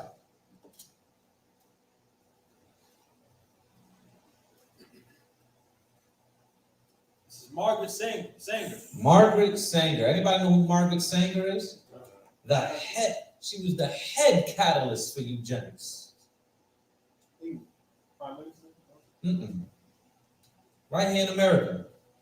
Head catalyst. And guess what she was? Amalek. All of these names that I'm going to bring up, they're Amalek. From where? Germany. All of them are from, there's something about Germany, man. There's something about Germany. That all these scientists and these great people, all this inventions, German engineering, right? You hear with the cars, German engineering. But doesn't the Most High talk about the wisdom of Taman? The wisdom of Taman. That's your modern day Germans. And that's where the head of Amalek came from, right there in Germany, man. Absolutely. You see that? Yeah, read that out. A couple of quotes from Margaret Sanger. The devil, good. The first two, she says, we should hire 3 or 4 colored ministers. She said we should hire some black ministers, some black guys up in the church, good. Preferably with social service backgrounds. Mm-hmm. And with engaging personalities. So, I want these guys with some good personalities. I want them to have good backgrounds. Make sure they black though. Go ahead. The most successful educational approach to the Negro. The most successful and educational approach to the niggas. That's what she really said. She didn't say Negro. She said to the niggas. Yeah? It's through a religious appeal. It's through a religious appeal. So that's the best way to get these people, through religion. Read. We don't want the word to go out that we want to exterminate the Negro population. Read that again. We don't want the She word said to we go out. don't want the word to go out. We don't want nobody to know, yeah? That we want to exterminate the Negro That population. we want to exterminate the Negro population. And what did Margaret Sanger found? Planned Parenthood. Planned Parenthood. This is your abortion clinics. Read. And the minister is the man who could straighten out that idea if it ever occurs to any of their more rebellious members. You see that? So they said, listen, we're going to find these black people who are high in status, well-spoken, good in education. We're going to pay these people to make sure nobody rebels against us. But that's your Christian pastors, right? Read. This source is from Margaret Sanger's December 19, 1939 letter to Dr. Clarence Gamble, 255 Adams Street, Milton, Massachusetts. I'm going to read this specific part because I service this college. Go ahead. Original source, Sophia Smith Collection, Smith College, Northampton, Massachusetts. I service that college. See that? Read the next quote. The next quote, this is from 1933 Birth Control Review. She says, eugenic sterilization is an urgent need. Eugenic sterilization is an urgent need. She said, we gotta kill these niggas. That's literally all she said. We gotta take them out. Read. We must prevent multiplication of this bad stock. We must prevent multiplication of this bad stock. But she don't realize that we don't die, we multiply. Listen, we just keep having babies. You can't kill us. Pharaoh couldn't do it either. The Pharaoh couldn't do it in Exodus, right? He said, listen, the more and more you oppress them, the more and more they grow, man. Well, guess what? It's the same thing here in your modern day Egypt. Same thing. Read. It's the next quote. The most merciful thing that a family does to one of its infant members is to kill it. Read that again. The most what? This is the devil, man. She said it's merciful. The most merciful thing that a family does to one of its infant members is to kill it. The most merciful thing that a family member does to its infant is to kill it. And guess who said and put this woman in high esteem? Martin Lucifer King, man. He put this woman in high esteem. Abadja said, what? We have a dream? He said, but I thought we have a dream, Yawasap. Yeah, we got a dream to put these people in chains. You understand? Martin Lucifer King was a devil. He was a liar. And if you think otherwise, you're done. So I can. And work closely with Bill Gates' father, the water, Shema. That's why he went on TED Talk and was like, if you do a good enough job to push this eugenics program, so he was just reiterating their mission. You see that? Yeah, read the next one out. The next quote says, birth control must lead ultimately to a cleaner race. Birth control was going to lead to a cleaner race. And you know, in the late 40s and the late 50s, the mass experimentation on birth control was in the island of Puerto Rico. Why not use it where the most babies happen? So I can fruitful. You understand? This is what they did. And it caused thousands upon thousands of complications. It caused women to die because it was experimentation. The birth control they had back then was 1,000 times stronger than what they have now. but we still here by the grace and mercy of the Most High. That's it on that, right? Yeah, go ahead. The legacy of Margaret Sanger, in 1921, she founded the American Birth Control League. Look what she founded in the 20s. The American Birth Control League, yeah? Clinics in lower income neighborhoods. And she put it where? In lower, she put it in the ghetto, where the niggas and them spics are, and the Native Americans, Seminole Indians. We're gonna put it right there, yeah? And in the percentages of pregnancies terminated by abortion, Yeah. 11.9% were non-Hispanic whites, 17.1% was Hispanics, and 35.5% of non-Hispanic blacks. Yeah. Black females, 13% of the female population, 30% of abortions. 35% institutional income is derived from abortions. See that? 35% of institutional income is derived from abortions. And this is why they continue to push it in our neighborhoods. That's it on that, right? Next slide. Now we're gonna go into Albert Pike. We're gonna go into Albert Pike. Anybody know who Albert Pike is? Oh no, the first. This is YHWH first. This is Pike. Yeah. The next slide is Adam YHWH. That's who that is first. Yeah. This is YHWH. No, that's YHWH. I know these by heart. And then this is Pike, and then this is Pike. So anybody know who Adam YHWH is? Adam YHWH founded the Society of the Illuminati in Bavaria, Germany in 1776, the very same year that America was founded. 1776. This is where they get the 21 gun salute, because you add up all the numbers, it equals 21. All right? So this man, Adam YHWH, made a decree. And guess what he was? He was Amalek. He was a fake Jew. And he made a decree that he was going to infiltrate every system to control the world. It's literally what he said.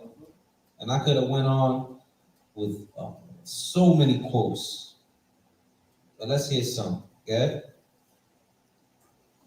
By establishing reading societies. Yeah.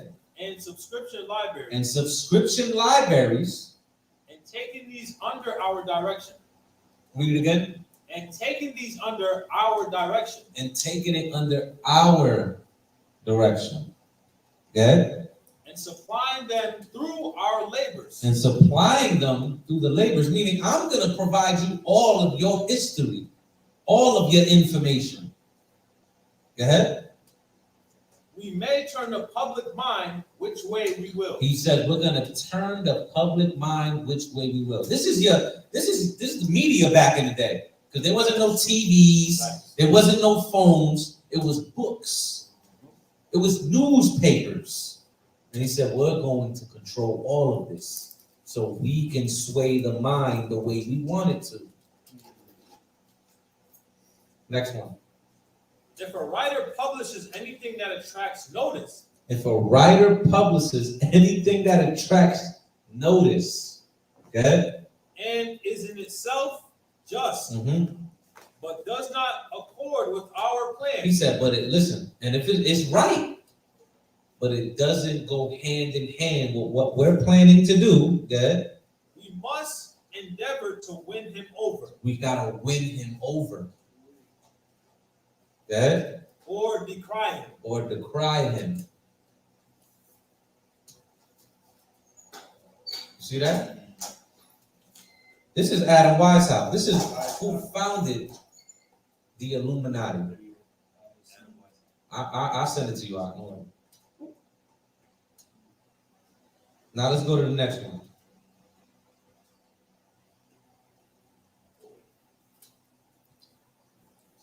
Albert Pike. Anybody know who Albert Pike is? 33rd degree Freemason. He used to hold hands with Charles Tate Russell, who created Jehovah's Witness. He helped form the Baptist Church. He helped form the Pentecostal Church. Albert Pike, the Satanist. He said he worshiped Satan. This is what he said that. I ain't making. He said that. You understand? Albert Pike, whose student was Aleister Crowley. Anybody heard? I could have went in with him too. That was his student. Let's see what he said. Okay. Fictions are necessary. Fictions are necessary. Okay. For the people. Mm-hmm. And the truth becomes deadly to those who are not strong enough to contemplate it in all of its brilliance. He said, listen, just lie to them. That's all he's saying. And he uses such clever words and he just enchants you. That's what he does. He just enchants you, Locke. He's the serpent in the garden. You understand him?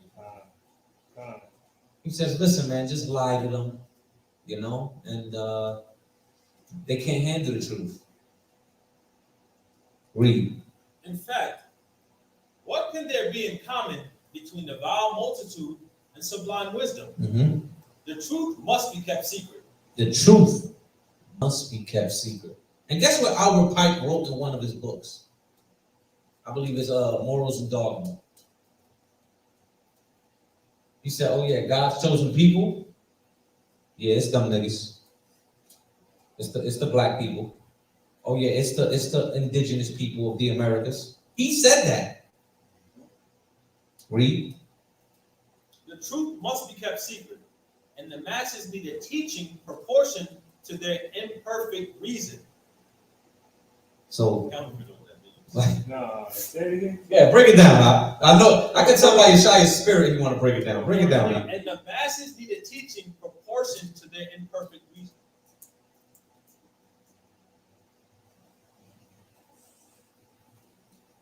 So basically, teach us other than what we're here for. If you have the knowledge of good and evil right in front of you, and you've been shown evil all your life, when you're shown the goodness of how you're supposed to conduct yourself, part of what you raised up on as far as schooling and teaching would go against what you're supposed to naturally behave like. Say it again. Look at Wisdom of Solomon, chapter 2, going down, verse 10 and down. It says, You gotta speak up. I'm talking like you're an enchanter. Soothsaying right now. I speak up. This is Wisdom of Solomon, chapter 2, verse, let's start off with verse, 2, verse 13. He professed to have the knowledge of God, and he called himself the child of the Lord. He was made to reprove our thoughts. He is grievous unto us, even to behold. For his life is not like other men's, his ways are of another fashion. We are esteemed of him as counterfeits. Part of what they brought out, as far as Albert Pike is quoting, is making sure your understanding and schooling thought and systems was based off of their ideologies, not your original history.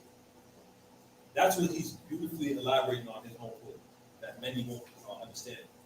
English is such a bastard tongue that a lot of words that are being quoted, and a lot of things that Yawasap is bringing out, sounds so extremely beautiful to the ear, but it's very negative. And he's going against your reason and actual school of thought, the things you're supposed to be brought up under. So the only thing that we are recently remembered. You have recency bias of what the world taught you, not this. That's why it says the truth must be kept secret, and the masses need a teaching proportioned to the imperfect reason. He knew that one day through the technological advances that you would be a visual learner. despite you being 3 types of learners.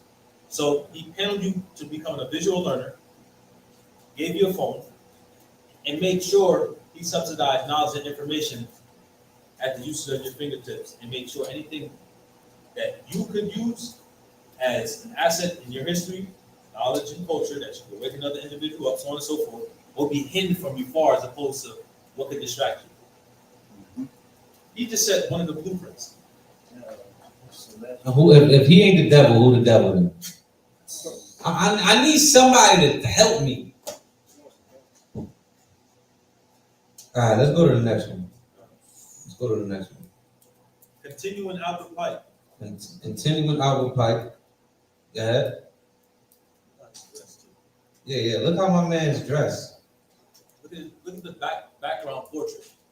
Albert Pike. You see the 33-degree Mason. He rocking his whole fit. It says, "We shall unleash the nihilists and the atheists, and we shall provoke." Say that again. We shall unleash the nihilists and the atheists. Go ahead. And we shall provoke a great social cataclysm, which in all of its horror will show clearly to all nations the effect of absolute atheism. So he said, listen, we got to make people not believe in God. Read. The origins of savagery and of most bloody turmoil. So he just wanted, do as thou wilt. That's what he wanted. Everybody just do what you want. No law, no justice. Yes? Then everywhere, the people will be forced to defend themselves against the world minority of the Read world. it again. Then everywhere, the people will be forced to defend themselves against the world minority. Who's the world minority? Blacks, Hispanics, and Native Americans of Negro and Indian descent. The children of Israel. That's the world minority.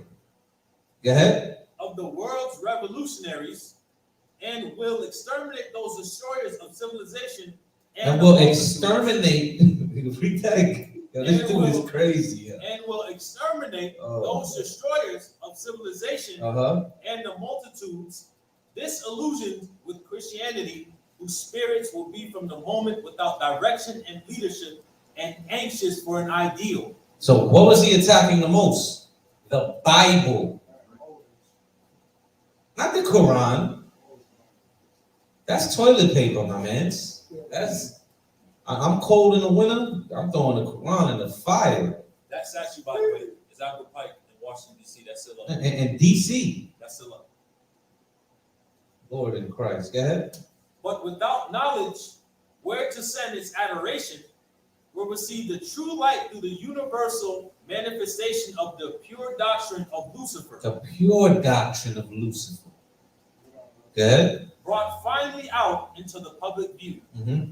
A manifestation will result from a general reactionary movement which will follow the destruction of Christianity. Which will follow the destruction of Christianity and atheism. So listen.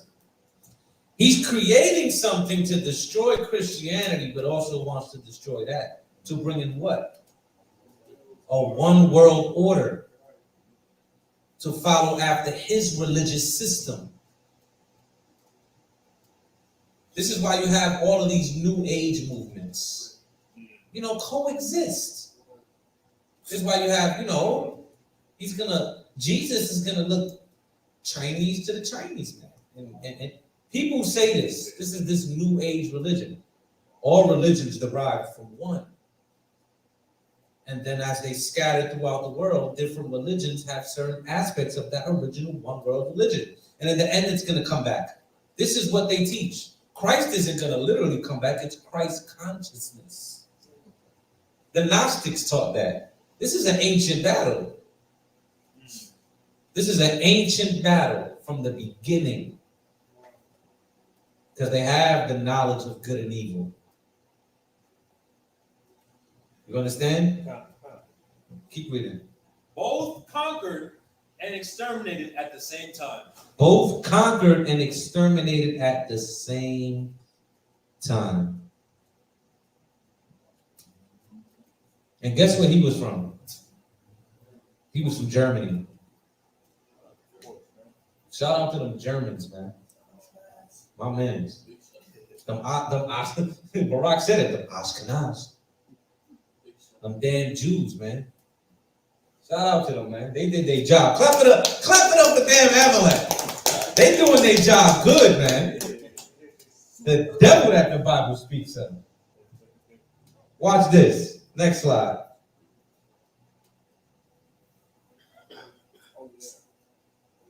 What is the connection? Now, this is the top picture for those who's looking on YouTube. The top picture is Aleister Crowley, the student of Albert Pike. And under him is Dr. Seuss. Read that.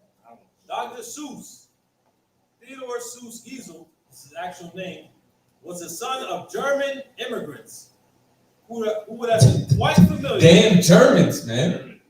Go ahead. Who would have been quite familiar with the Krampus dark helper stories. Everybody knows the Krampus, right? That goes back to Christmas, right? Read. Seuss stories were also readily embraced by the self-proclaimed wickedest man who ever lived. The self-proclaimed wickedest man that ever lived. But the white man's not Esau, though. But Esau, you know, the white man ain't the devil, though. Read. The infamous Aleister the Crowley. Uh-huh. Crowley stated in interviews that Seuss's stories were the perfect introduction into paganism and witchcraft. Seuss's stories were the perfect introduction to paganism and witchcraft. And Seuss's stories were for the children. So you don't think they're still doing that today? Just like Disney. Disney is a Jew. His family's from Germany. You can't make this stuff up. Next slide. Next slide. This is Now remember, we're gonna keep. Matter of fact, now read it. This is additions to devious practices, right? Mm-hmm. This is Hugh Hurd. This is a picture of him. Hugh Hurd is a professor and head of biomechatronics research group at the MIT, which is the Massachusetts Institute of Technology. Wicked ass. Wow. Good. Media Lab lost both of his legs due to a frostbite in a climbing accident. So he lost both his legs. Go ahead. He and his team created bionic, which are robotic feet and limbs that can mimic human feet and limbs. So you see how people, you know, and especially nowadays, this was years ago. This was I say maybe like 8 years ago when I looked this up and researched this. Now, they're creating biological bionics, they called it, and they want to make you like almost a half machine. Literally, this is what they're researching, right? Terminator, iRobot, right? So they want to. They if you lose an arm, they could just put a machine on you and you can control it with your mind. They have it now. They got robots. They got all of this now. This was 8 years ago that he began to research this highly, right? Yeah, keep reading. And I'm bringing this up for a reason, because the white man knows his time is up. And the white man dies faster than everybody. He ages faster than everybody, but he wants to be what? We're going to read it in Genesis 3. He wants to be immortal. The same promise that he gave Eve. He said, you'll be like God. It's the same promise the white man gives us today. Follow us, you'll be like God.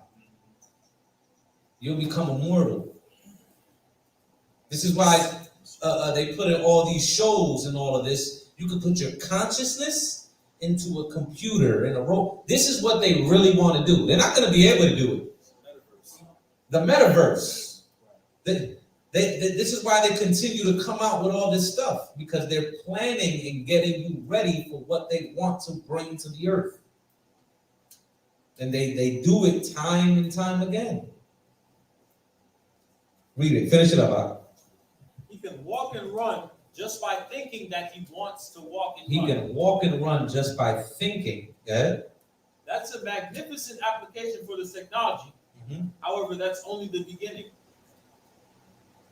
More quotes on them. Yeah. This is the next slide. So more quotes. Next slide. Good. He says electrical interfacing between humans and machines are possible. Is Mhm. possible. We can achieve neurological embodiment where the technology and machine becomes one with the person, he went on to say. Now, this is why you have to study. What are the main things that presidents spend money on? There's always two main things. Obama was neurological studies. And in Obama's term during neurological studies and nanotechnology, those were the main two things they spent money on for research. And this is why all of these inventions are springing up like wildfire since Obama's term. You understand? Keep reading on. This technology is not just by amputees. It can be used by everyone. It can be used by everyone. Get it? In the future, each human being will have a choice of bionic interventions they can apply to enhance their cognition, emotions, and physical experience. Physical experience. This is what they want to do. And this is what they're planning to do. Though it's not going to work. Next slide. This is the quote from Blavatsky. Helena Blavatsky. Now, if you think Albert Pike is bad, if you think Aleister Crowley is bad, the queen mother of heaven to them is Helena Blavatsky. Helena Blavatsky was also Jewish, but she was from Russia, but her family was MALAK. That's who they were. And she was able to, what they said, tap into the spiritual realm. Since a young age, she would have dreams, and people from all over Russia will come to her. And she married, I forgot what the dude's name she married, at a very young age. I believe it was like 15 years old. She married this dude, and he took her out the country and traveled the world with her. And she began to prophesy and do things of that nature. Right? Her name is Helena Blavatsky. Helena Blavatsky. Let's see what she said. This is her quote. It is but natural, even from the dead letter standpoint, to view Satan, the serpent of Genesis. So she said it's natural, even from a dead letter standpoint, to view Satan, the serpent of Genesis, read, as the real creator. As the real creator. Go ahead. And benefactor. And benefactor. Go ahead. The father of spiritual mankind. The father of spiritual mankind. So she said, listen, Satan is your God, not the Most High. He's the bad guy. If you research her and read her books and look up her quotes, all of them literally say the Most High God is evil and wicked, and he wants to keep you back from your natural pleasures and desires. With Satan, he lets you do what he wants. Yeah, read. For it is he who was a harbinger of light, bright, radiant Lucifer, who opened the eyes of the automaton created by Jehovah, as alleged. And he who was the first to whisper, in the day ye eat thereof, ye shall be as Elohim, knowing good and evil, can only be regarded in the light of a savior. So she said, listen, he saved you. Read. An adversary to Jehovah. An adversary to Jehovah. Good. The personality spirit. He still remains an esoteric truth the ever-loving messenger. The ever-loving messenger. An esoteric truth. The ever-loving messenger. Read. Or the angel.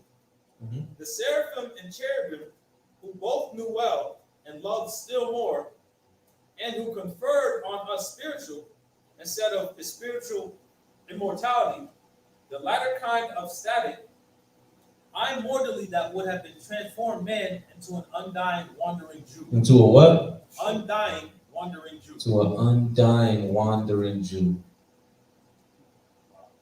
I'm gonna just let that sink in. Now, these are your top level Masons. This is what they were. Top level Masons.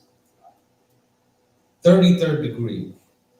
When they come around, you rise. Just like when you're in the courtroom, all rise. They do the same thing in Masonry. He comes in, all rises. They do their little salute. I don't know what they say. Second Bahashem, I don't know what they say. Second Bahashem, you Lucifer, I don't know. They say some shit. You know what I'm saying? They probably do, let's go to the next slide. Now, the next slide is the Jesuit Order. Anybody knows who the Jesuit Order is? In the Catholic Church. They're literally the Assassin's Creed of the Catholic Church. That's what they are. And they one main thing they do is they infiltrate churches to sway you towards the Catholic doctrine. That's what they do. Listen, I could have went to so many power. Listen, this PowerPoint could have been 8 hours long, but I'm gonna bring it out in future classes. That's the thing, right? Gabaryam mad because I don't got it all in there. Look at him. Like, you should have put it in there, brother. Going off. Yeah, read that. Next slide. Jesuit Order. Jesuit Order. From the 1540s, from modern Latin, Jesuita, member of the Societas Jesuit, air quotation, Society of Jesus. Society of Jesus. That's what Jesuit means. Yeah? Founded 1533 by Ignatius Loyola to combat Protestantism. Protestantism is what the Israelites were doing in Europe. And I brought this out. This is the Reformation era, when the Israelites in Europe were fighting against the Catholic Church. Right. They were fighting against the Catholic Church to bring back the true doctrine. This is what they were doing. Israelites in Europe. And the Jesuit Order was created to fight them. So if they were fighting us back then, you don't think they're doing it now? And I ain't just talking about Christian churches. They don't care about Christian churches. They own the Christian church. I'm talking about camps. You don't think they're trying to send in an agent unaware? Trying to, quote unquote, expose you? You don't think these men are getting paid?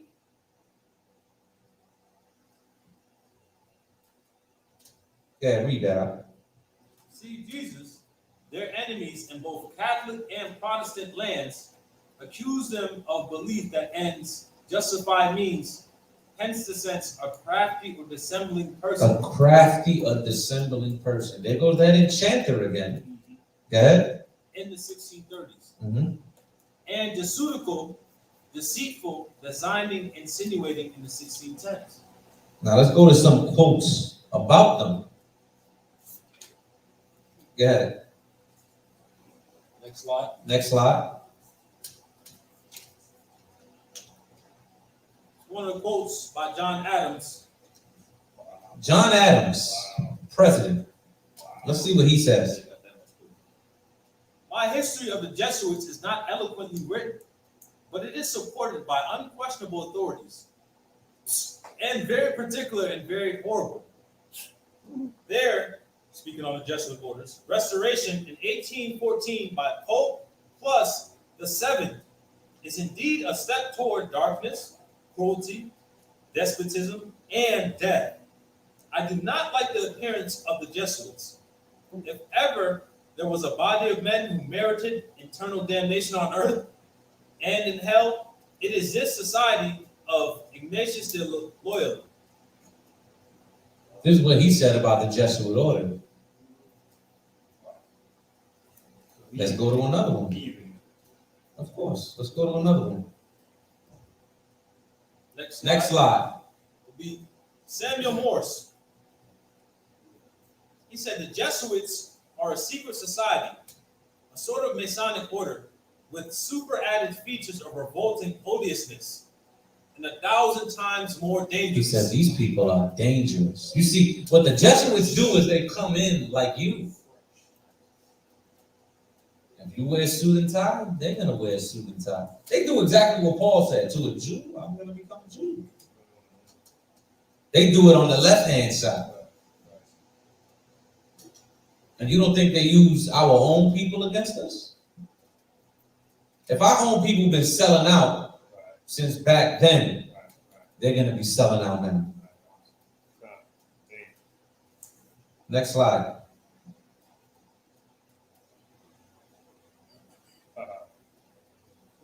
From Hitler.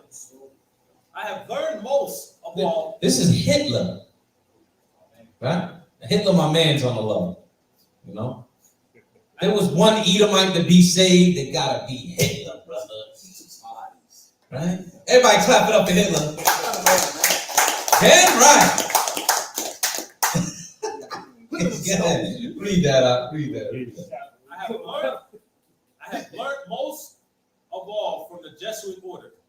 So far, there has been nothing more imposing on earth than the hierarchical organization of the Catholic Church.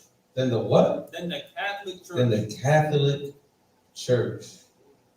A good part of that organization I have transported direct to my own party. The Catholic Church must be held up as an example. I will tell you a secret. I am founding an order, and Himmler, who would become head of the Nazi party, ICR Ignatius de Loyola. So Hitler, the reason why he became powerful, and if you study this more, is because who he studied. He studied the Jesuit Order, how they infiltrated, how they were like an Assassin's Creed. Hitler also studied a man known as Henry Ford, which is where you get your cars Ford from. Yeah. Hitler said, oh, you want to, concentration camps? You want to know what I learned that from? Reservations that they have Native Americans in. This is why you have to read up on this stuff. Mein Kampf? Which one? Oh, why y'all keep giving people my books, man? Y'all going off, man. Y'all going off. Y'all going off. They're taking my books, man. I'm taking all my books back home tonight. It's a lot. Reading my books, man. Go to the next quote. It's the next one. Next slide. The next one's from Napoleon Bonaparte. Yeah. He said the Jesuits are a military organization. He said they're a military organization. Go ahead. Not a religious order. Their chief is a general of an army, not the mere father abbot of a monastery.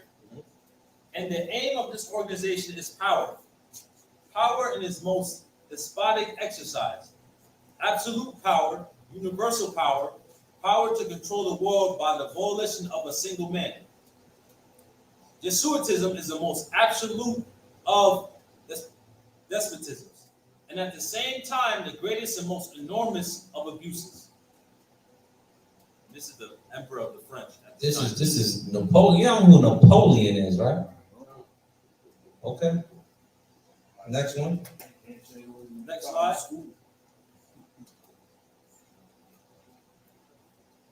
This is Marquise de Lafayette. It is in my opinion. I heard the little Creole come out real quick. I heard it. Okay. Yeah. It is my opinion that if the liberties of this country, the United States of America, are destroyed, it would be by the subtlety of the Roman Catholic Jesuit priests. For they are the most crafty, dangerous enemies. Most crafty and dangerous enemies. Yeah. To civil and religious liberty. To civil and religious liberty. Yeah. They have instigated most of the wars of Europe. They've instigated most of the wars of Europe.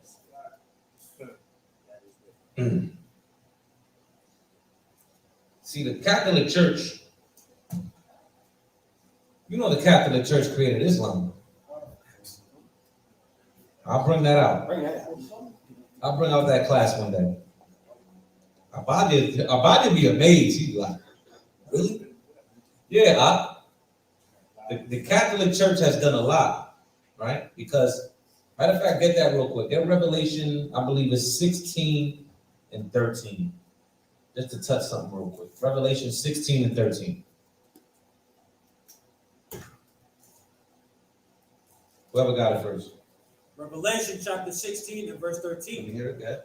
And I saw three unclean. That's it. Go ahead. And I saw three unclean spirits. The Most High saw three unclean spirits. Go ahead. Like frogs. Like frogs. Why would they explain like frogs? Because they leaped and hopped all over the world.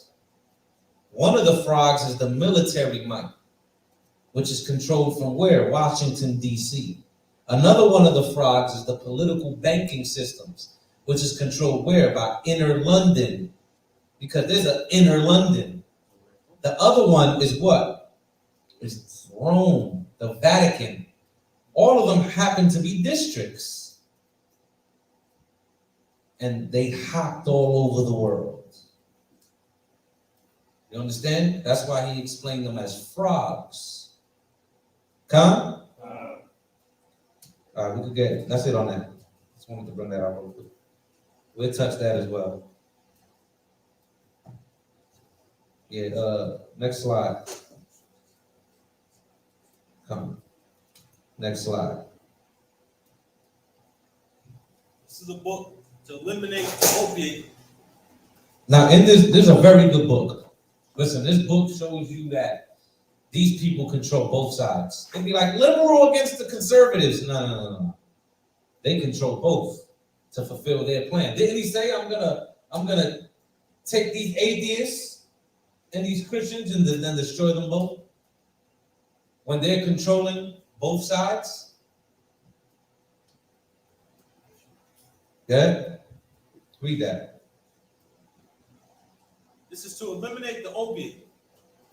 The first major move toward subverting Judaism was made by Francis Carl Anton, who in 1776 organized the Biblical Destruction Group. The what? The Biblical Destruction Group. The Biblical Destruction Group created in 1776. So let's see what's created in 1776. You got Illuminati, America, Biblical Destruction Group. Then you also have something known a little bit later known as the Oxford Movement. I want you to write these things down. The Oxford Movement. Keep reading. Watch this. A closed circle of intellectuals whose main objective would be to destroy the Bible. Whose main objective will be to destroy the Bible. Read. This self-perpetuating group, with the aid of its conspiratorial connections, infiltrated its way into positions of prestige in some of the leading universities of Central Europe. So they infiltrated, right? Colleges, political environments. This is what they do. Read. And began what came to be known as a higher criticism movement. And created the higher criticism movement. What is this called? Textual criticism.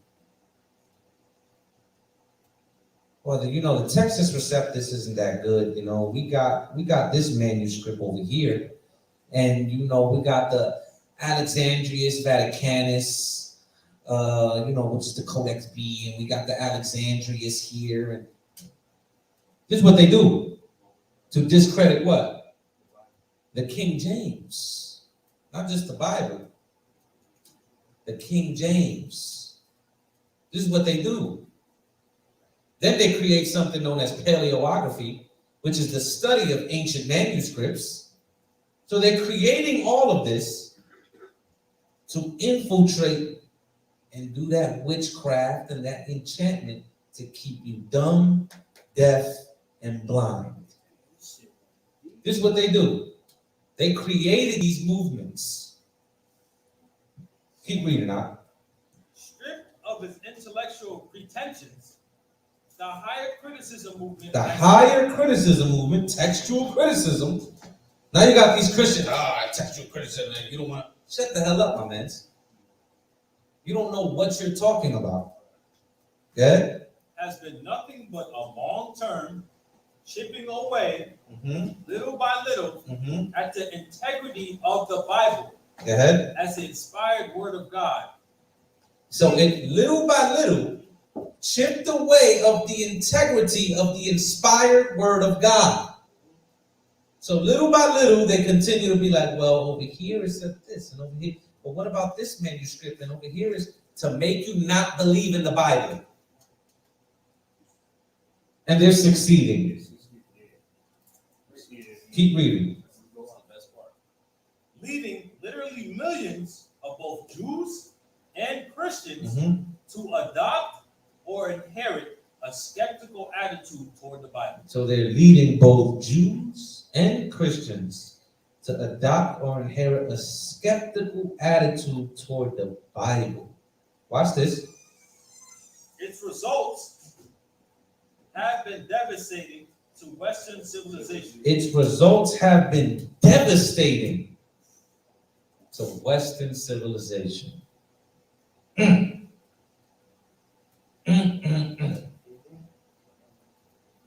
I'll let that sink in for a second. Next slide.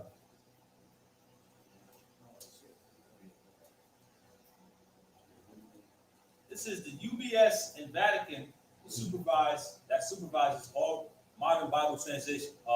So they utilize all modern Bible translations. The UBS, the United Biblical Society, they're the ones that control all your modern translations. They're the ones that control your Strongs and your Thayer's lexicons. They're the one that controls your Bible apps.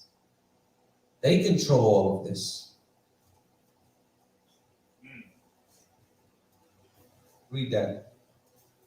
The text shared by these two editions was adopted internationally by Bible societies.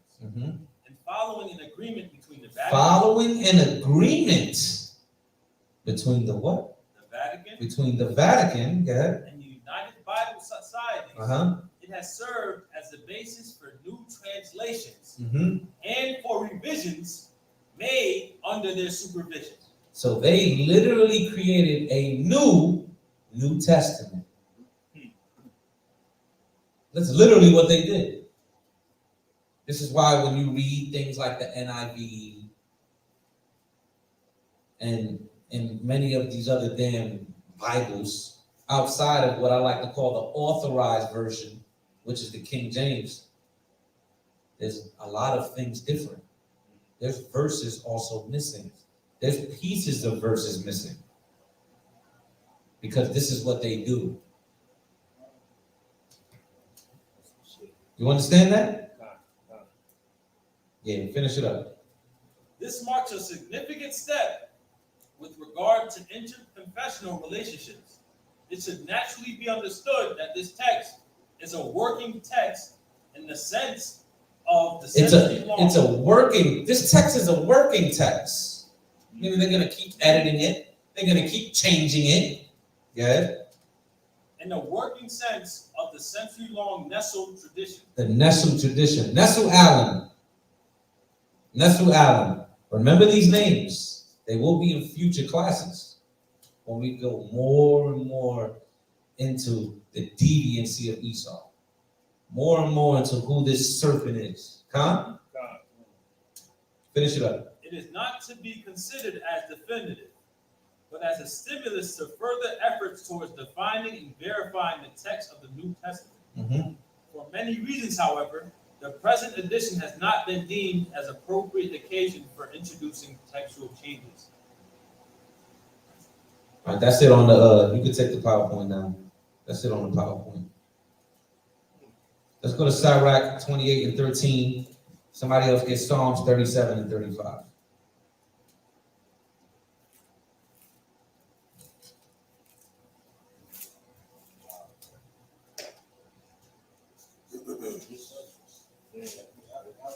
And we're gonna somebody hold Genesis 3. We gotta read that again. Read Sirach. This is Sirach, chapter 28, verse 13. Curse the whisperer. Curse the whisperer. And the double tongue. And the double tongue. You see, Esau has a double tongue, like a snake. He'll tell you a lie and the truth all at the same time. He'll play this side, but really about this side. This is what they do. Go ahead. Curse the whisperer and double tongue. Go ahead. For such have destroyed many that were at peace. For such have destroyed many that were at peace. Read the other precept. 37 and 35. Psalm chapter 7. 37. Psalm chapter 37 and verse 35. Go ahead. I have seen the wicked in great power. See, you see the wicked in great power. Go ahead. Spreading himself like a green bay tree. And he spread himself like a green bay tree, meaning he overshadowed the entire earth. Because he's deceiving this entire earth. Does not the book of Revelation said all the nations drunk the wine of her fornication? And then Jeremiah chapter 51 and verse 7 says, Babylon is the golden cup in the Lord's hand. This is Babylon right here. America is the golden cup in the Lord's hand. This is why the prophets are rising up right here to prophesy against this nation. Yeah. Why do you call it the golden cup? Or because our king set? King. Just take notes out. Just take notes. I appreciate you. I know you're a little excited right now. It's all good. Appreciate the excitement. Let's go back to Genesis chapter 3. This is Genesis chapter 3, verse 1. Now the serpent was more subtle than any beast of the field, which the Lord God had made. Say it again from the top, Salaki. Now the serpent, the enchanter, go ahead, was more subtle than any beast of the field. Was more subtle than any beast of the field, go ahead. Which the Lord God had made. Mm-hmm. And he said unto the woman, Yea, had God said, Ye shall not eat of every tree of the garden? Jump down to verse 4. Verse 4. And the serpent said unto the woman, Ye shall not certainly die. So you're not going to die. You're going to be immortal. Read. Verse 5. For God doth know that in the day ye eat thereof, then your eyes shall be opened. Then your eyes are going to be opened. Go ahead. And ye shall be as gods. And ye shall be as gods. Same thing Esau tells you today. Follow after us. We have the way. Same thing in the garden. Read that, Barak. This is Isaiah chapter 65 and verse 25. Mm-hmm. The wolf and the lamb shall feed together. The wolf and the lamb is going to feed. See, this is going to happen. Go ahead. And the lion shall eat straw like the bullock. Go ahead. Dust shall be the serpent's meat. Dust shall be the serpent's meat. You see, Esau is going to be brought low for everything they're doing upon the earth. Finish it up. They shall not hurt nor destroy in all my holy mountain, saith the Lord. Revelation 12. Revelation 12 and 9. Revelation chapter 12 and verse 9. Yeah. And the great dragon. And the great dragon. Who's that great dragon? Rome. Yeah. The great dragon was cast out. Was cast out. That old serpent. That what? That old serpent. That what? Old serpent. That old serpent from where? Genesis. From the garden. Yeah. Called the devil. Called the what? Called the devil. Called the devil. So the white man is the devil. Good. And Satan, which deceiveth the whole world. Which deceiveth the whole world. Good. Was cast out into the earth, and his angels were cast out with him. So he's going to be cast down. And all of his angels, meaning all his political powers, all his messengers, all his deceivers, all his liars, will be cast down with him. Come? All right, let's go to Ezekiel 28.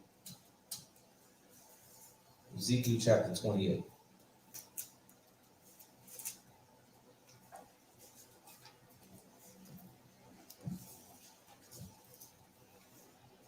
Now, there's something in the Bible, right? That's called context. But there's also something that speaks proverbially. You understand what I'm saying? So contextually speaking, Ezekiel 28 is talking about the ancient empire of Tyre, right? Barak, spit out the dates. I know you got them off the top of the head. Go ahead. Roughly around 600, or what we would call the 7th era BC, and the king here specifically would be named Ithbaal III. Ithbaal III in Tyre. You want to give a little brief history on it? Yeah. So to pretty much give a preface on it, nothing too long, Ezekiel is prophesying to pretty much all the nations all throughout what Yeshaya has gone over called the walkthrough, and pretty much within this context, as he did say, it is historical, but he brought out Hosea 12 and 10 earlier to also give the fact that the Lord uses similitudes and he multiplies visions.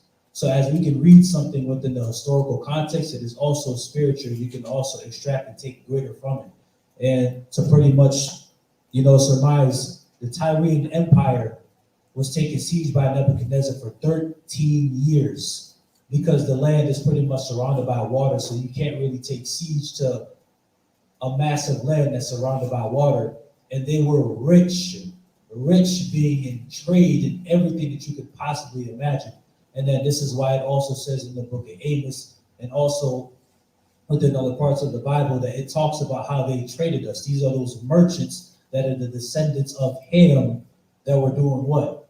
Merchants, trading, things of that nature. It just so happens that the same people who are just their descendants sold us off into slavery. Damn. What happened, huh? The whole joint broke? It's because Barak muscles. I'm gonna hold it like a man can. So good. Damn. Technical difficulty. Always a technical. It's Esau, man. You know?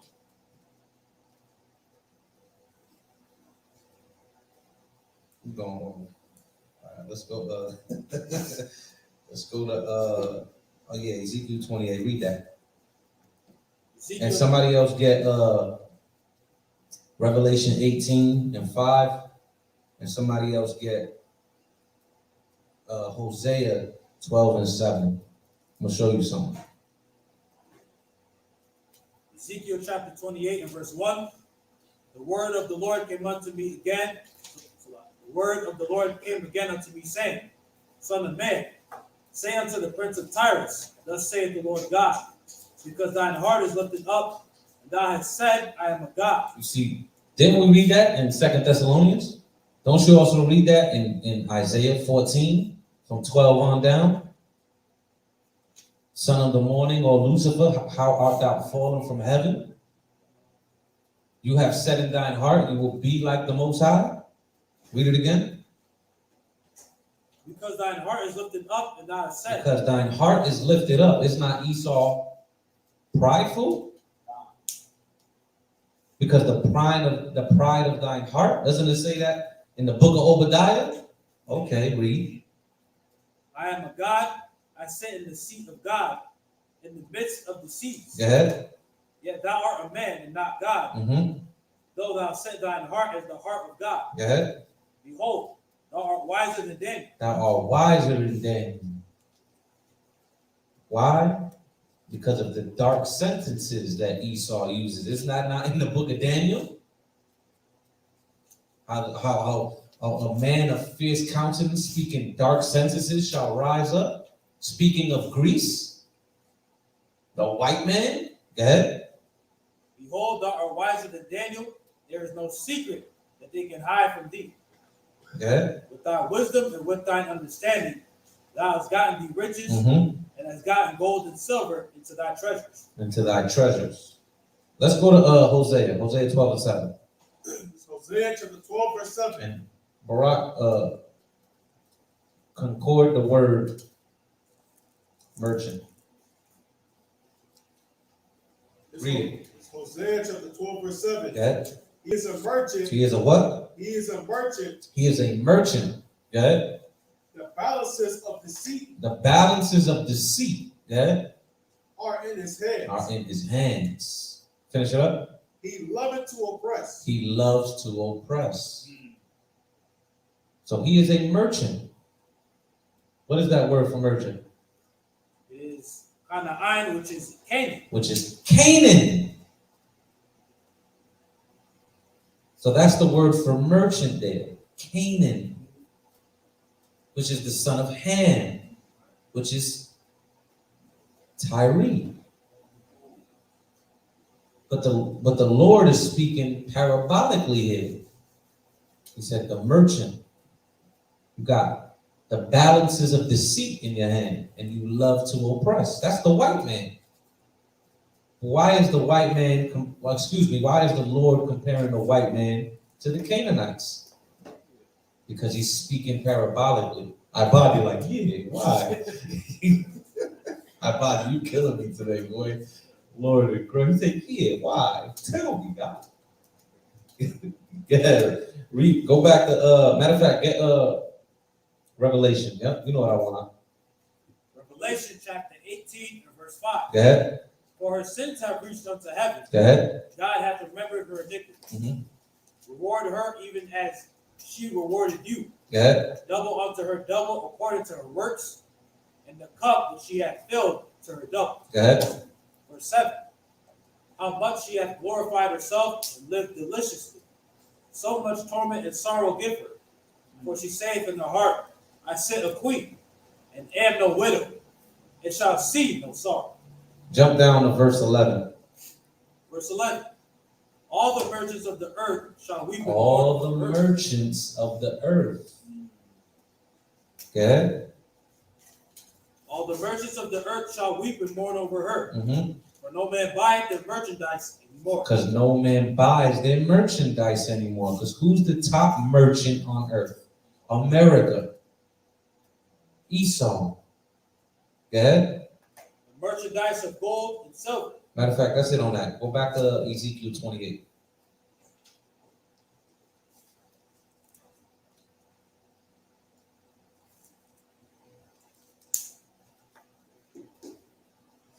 Ezekiel chapter 28 and verse 5. Mm-hmm. By thy great wisdom and by thy traffic, thou hast increased thy riches, and thine heart is lifted up because of thy riches. Go ahead. Therefore, thus saith the Lord God, because thou hast set thine heart as the heart of God. Behold, therefore I will bring strangers upon thee, the terrible of the nations. And that's when they shall hate the whore. In the book of Revelation, chapter 17. When America begins to be hated by all the countries that are round about her. And everybody that is confederate with thee shall come against thee. Book of Obadiah. Keep reading. The terrible of the nations, and they shall draw their swords against the beauty of thy wisdom, and they shall defile thy brightness. Go ahead. They shall bring thee down to the pit, and thou shalt die the depths of them that are slain in the midst of the seas. Go ahead. But thou yet say before him that slayeth thee, I am God, but thou shalt be a man and no God, in the hand of him that slayeth thee. So this is also proverbially speaking of America being destroyed. You understand? Because Esau is compared to being the top merchants on earth. And the top merchants on earth in the ancient world was Tyre and Sidon, which was Canaanite nations. Con? All right, let's go to Matter of fact,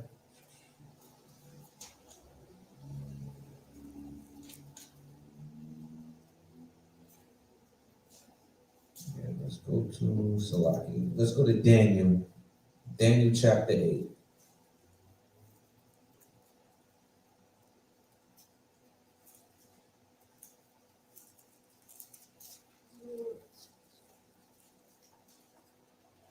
And verse 23.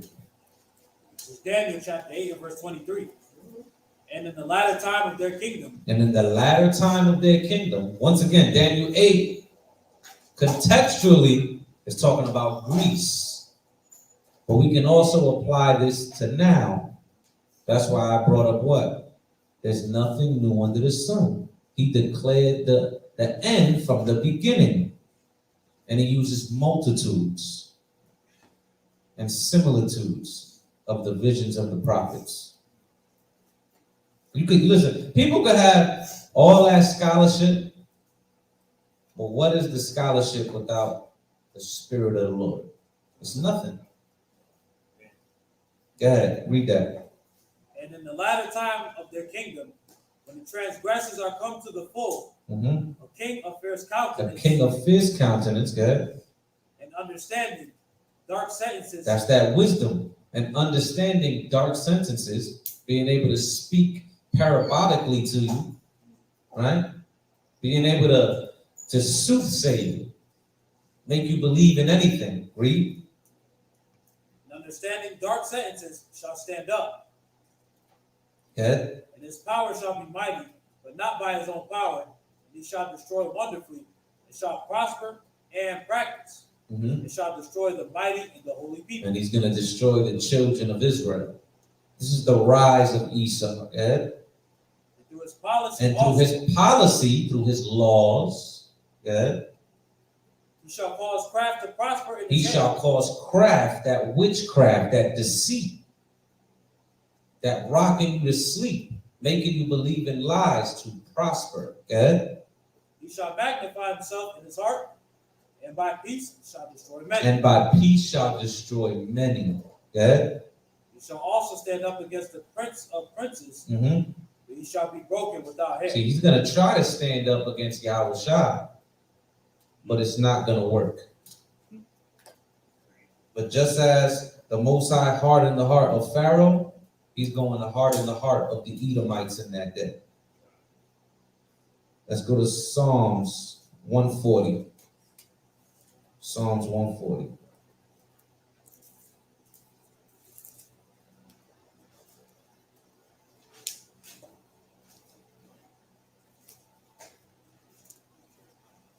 Verse 1. Psalm chapter 140, verse 1. Yeah. Deliver me, O Lord, from the evil man. And that's what we ask the Lord to do every day. Yeah. Preserve me from the violent men. Go ahead. Which imagine mischiefs in their heart. Which imagine mischiefs in his heart. Go ahead. Continually are they gathered together for war. Go ahead. They have sharpened their tongues like a serpent. Read it again. They have sharpened their tongues like a serpent. See, they sharpen their tongues like a serpent, man. They speak marvelous things. Doesn't the book of Revelation say that? That the beast shall speak marvelously? Good. Adder's poison is under their lips. Adder's poison is under their lips. Because if you continue to believe in what Esau is telling you, you're going to die. Do you understand that? Isaiah chapter 47. Start at verse 8.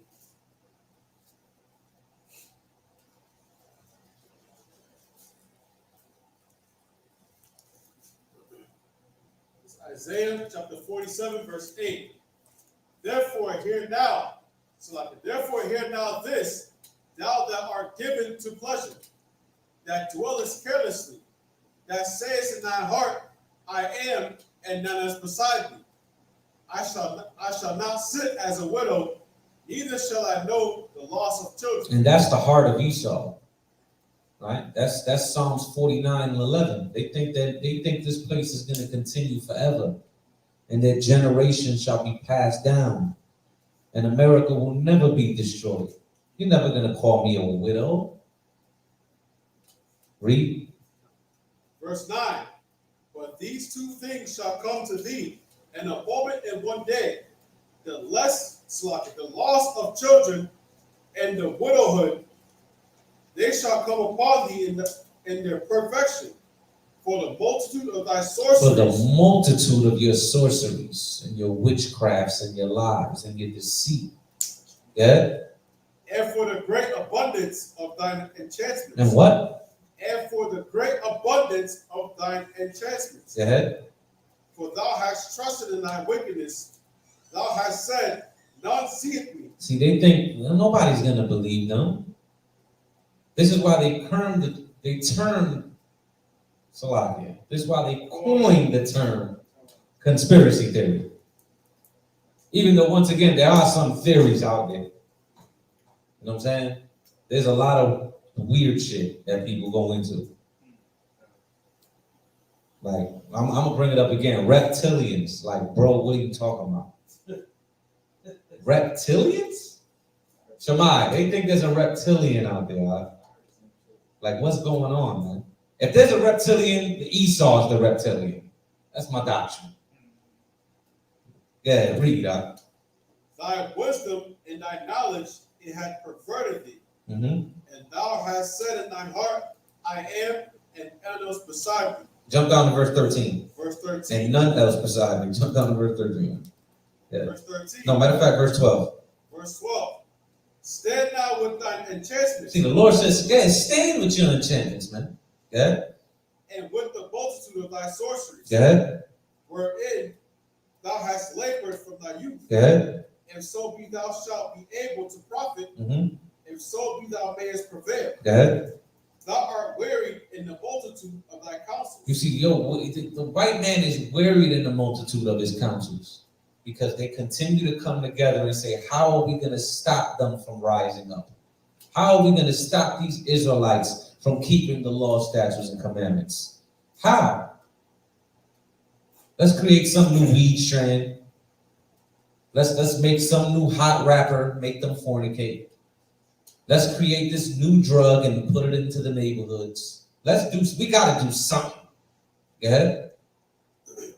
Let now the astrologers, the stargazers, the monthly Prognosticators. prognosticators Go ahead. stand up and save thee from these things that shall come upon thee. Now jump to go to the book of Nahum. Let's go to the book of Nahum. Some brothers like, yo, where Nahum at? I ain't never read that one, brother.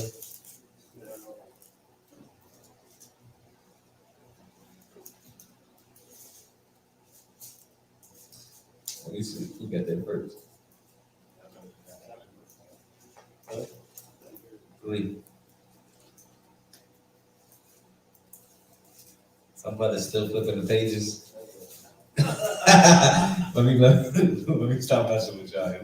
Some brothers just said, man, I'm Googling it, man. Nahum what? After Micah. Nahum 3 and verse 4. Nahum chapter 3 and verse 4. Because of the multitude of the whoredoms of the well-favored harlot. Because of the multitude of the whoredoms of the well-favored harlot. And what's that harlot? America. That harlot that rideth upon the beast, man. With 7 heads and 10 horns. The book of Revelation 17. Yeah? The mistress of witchcraft. The mistress of witchcrafts. Yeah? That selleth nations through her whoredoms. That selleth nations through her whoredoms. Mm-hmm. And families through her witchcraft. And families through her witchcrafts. You see that? The entire Bible is prophesying the destruction of America, the rising of the children of Israel. It's all through the scriptures.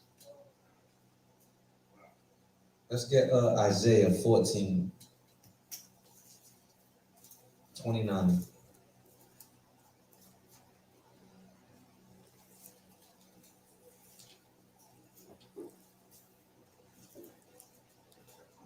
This is This is Isaiah chapter 14, verse 29. Mhm. Rejoice not thou, whole Palestina. Mhm. Salakia. From the top, Rejoice not thou, whole Palestina,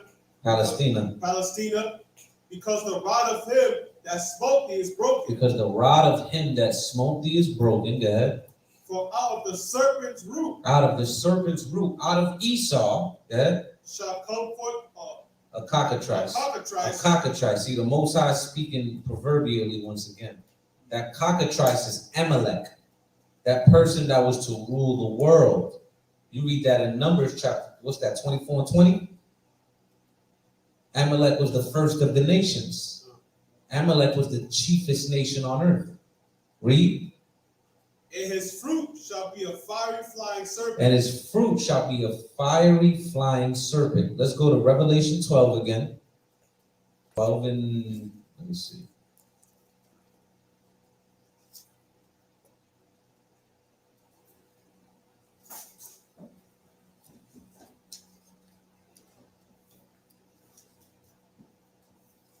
Salaki, one second.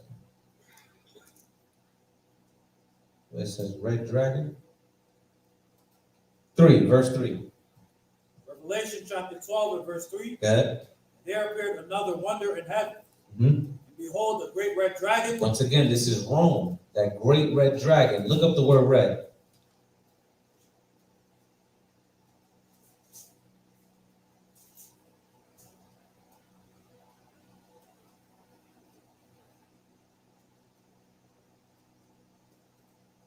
Got it?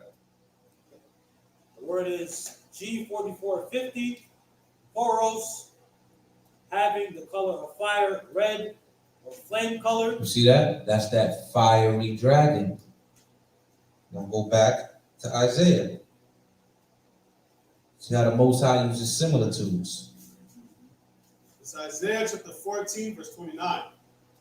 Rejoice not thou, O Palestina, because the rod of him that smote thee is broken. For out of the serpent's root, Out of the serpent's root, out of Esau, yeah, shall come forth a cockatrice, which is the powers that are running now, Amalek, yeah, and his fruit shall be a fiery flying serpent. and his fruit shall be a fiery flying serpent. Read. And the firstborn of the poor shall feed, Mm-hmm. and the needy shall lie down in safety. You see, this is when Yahweh returns, yeah, And I will kill thy root with famine, and he's gonna kill the root with famine, yeah, and he shall slay thy remnant. and he's gonna slay the remnant. He's gonna slay the remnant of those that survive nuclear thermal destruction, and he's gonna put them in chains. You understand that? Let's go to Genesis 3 and 15. The verse that nobody understands. Be like, how can a woman have a seed? Genesis, shut that up. These Christians get on my nerves. Virgin birth. Yeah. You say so.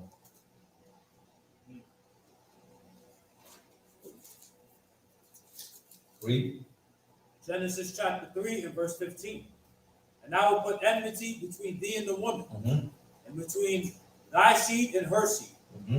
It shall bruise thy head, and thou shalt bruise his heel. You see, that's talking about Jacob and Esau. You understand that? Jacob and Esau, that fight happening in the belly. The fight that is still happening now. Did not the Most High say, I will war with Amalek from generation to generation? And then prophesy, Amalek shall be the first of the nations? See, this is what the scriptures are talking about. Once again, if the white man is not the devil, then who is he? If the white man is not Esau, then who is he? If America is not Mystery Babylon, then where is it? Anybody got any questions?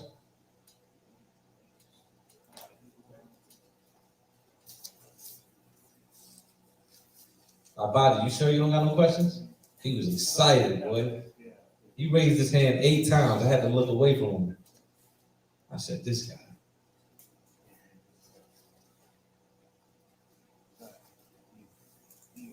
Yeah, I know you're gonna call me throughout the week.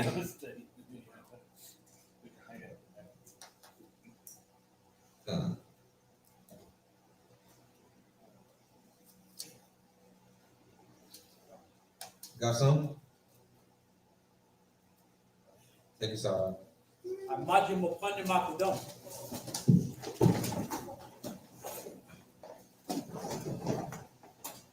Repeat after me. Shakaya up. Shakaya up. Maya. Maya. Yabayan. Yabayan. Manasator. Manasator. Wat Nakwa. Wat Nakwa. Naya. Naya. Gam. Gam. Masajim. Masajim. Kashat Abadka. Kashat Abadka. Laabaya. Laabaya. Az'a. Az'a. Yatham. Yatham. Wa. Wa. Nakwatya. Nakwatya. Thaya. Thaya.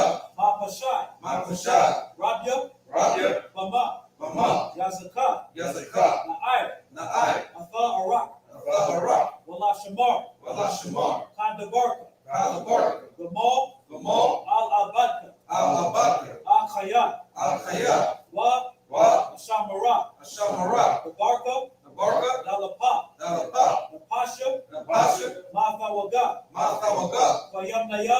Kwayamnaya. Kandabarka. Kandabarka. Laka Anya. Laka Anya. Hawa. Hawa. Shayai. Shayai. Naya Nayar. Naya Nayar. La. La. Ragoy. Ragoy. Barka. Barka. Wa Awar. Wa Awar. La. La. Nathaya. Nathaya. Thaya. Thaya. Magador. Magador. Aisha. Aisha. Yahweh. Yahweh. Wawa. Wawa. Yaratazal. Yaratazal. Tazadak. Tazadak. Wana. Wana. Shagat. Shagat. Bahasham. Bahasham. Magad. Magad. Nawai. Nawaf. Mashakma. Mashakma. Kawalayat. Kawalayat. Yachayat. Yachayat. Yam Yanya. Yam Yanya. Yahawashai. Yahawashai. Aman. Aman. The translation. To understand his errors. Cleanse thou me from secret faults. He backed thy servant also from presumptuous sins. Let them not have dominion over me. Then I shall be upright, and I shall be innocent from the great transgression. Wherewithal shall a young man cleanse his way? By taking heed thereto according to thy word. Deal bountifully with thy servant, that I may live and keep thy word. My soul melted for heaviness. Strengthen thou me according unto thy word. I am thine. Save me. Thy word is a lamp unto my feet and a light unto my path. The name of Yahweh is a strong tower. The righteous runneth into it and is safe. In the name of your precious anointed one and only begotten right hand, Yahweh Shai, we pray. Amen. Amen. Amen.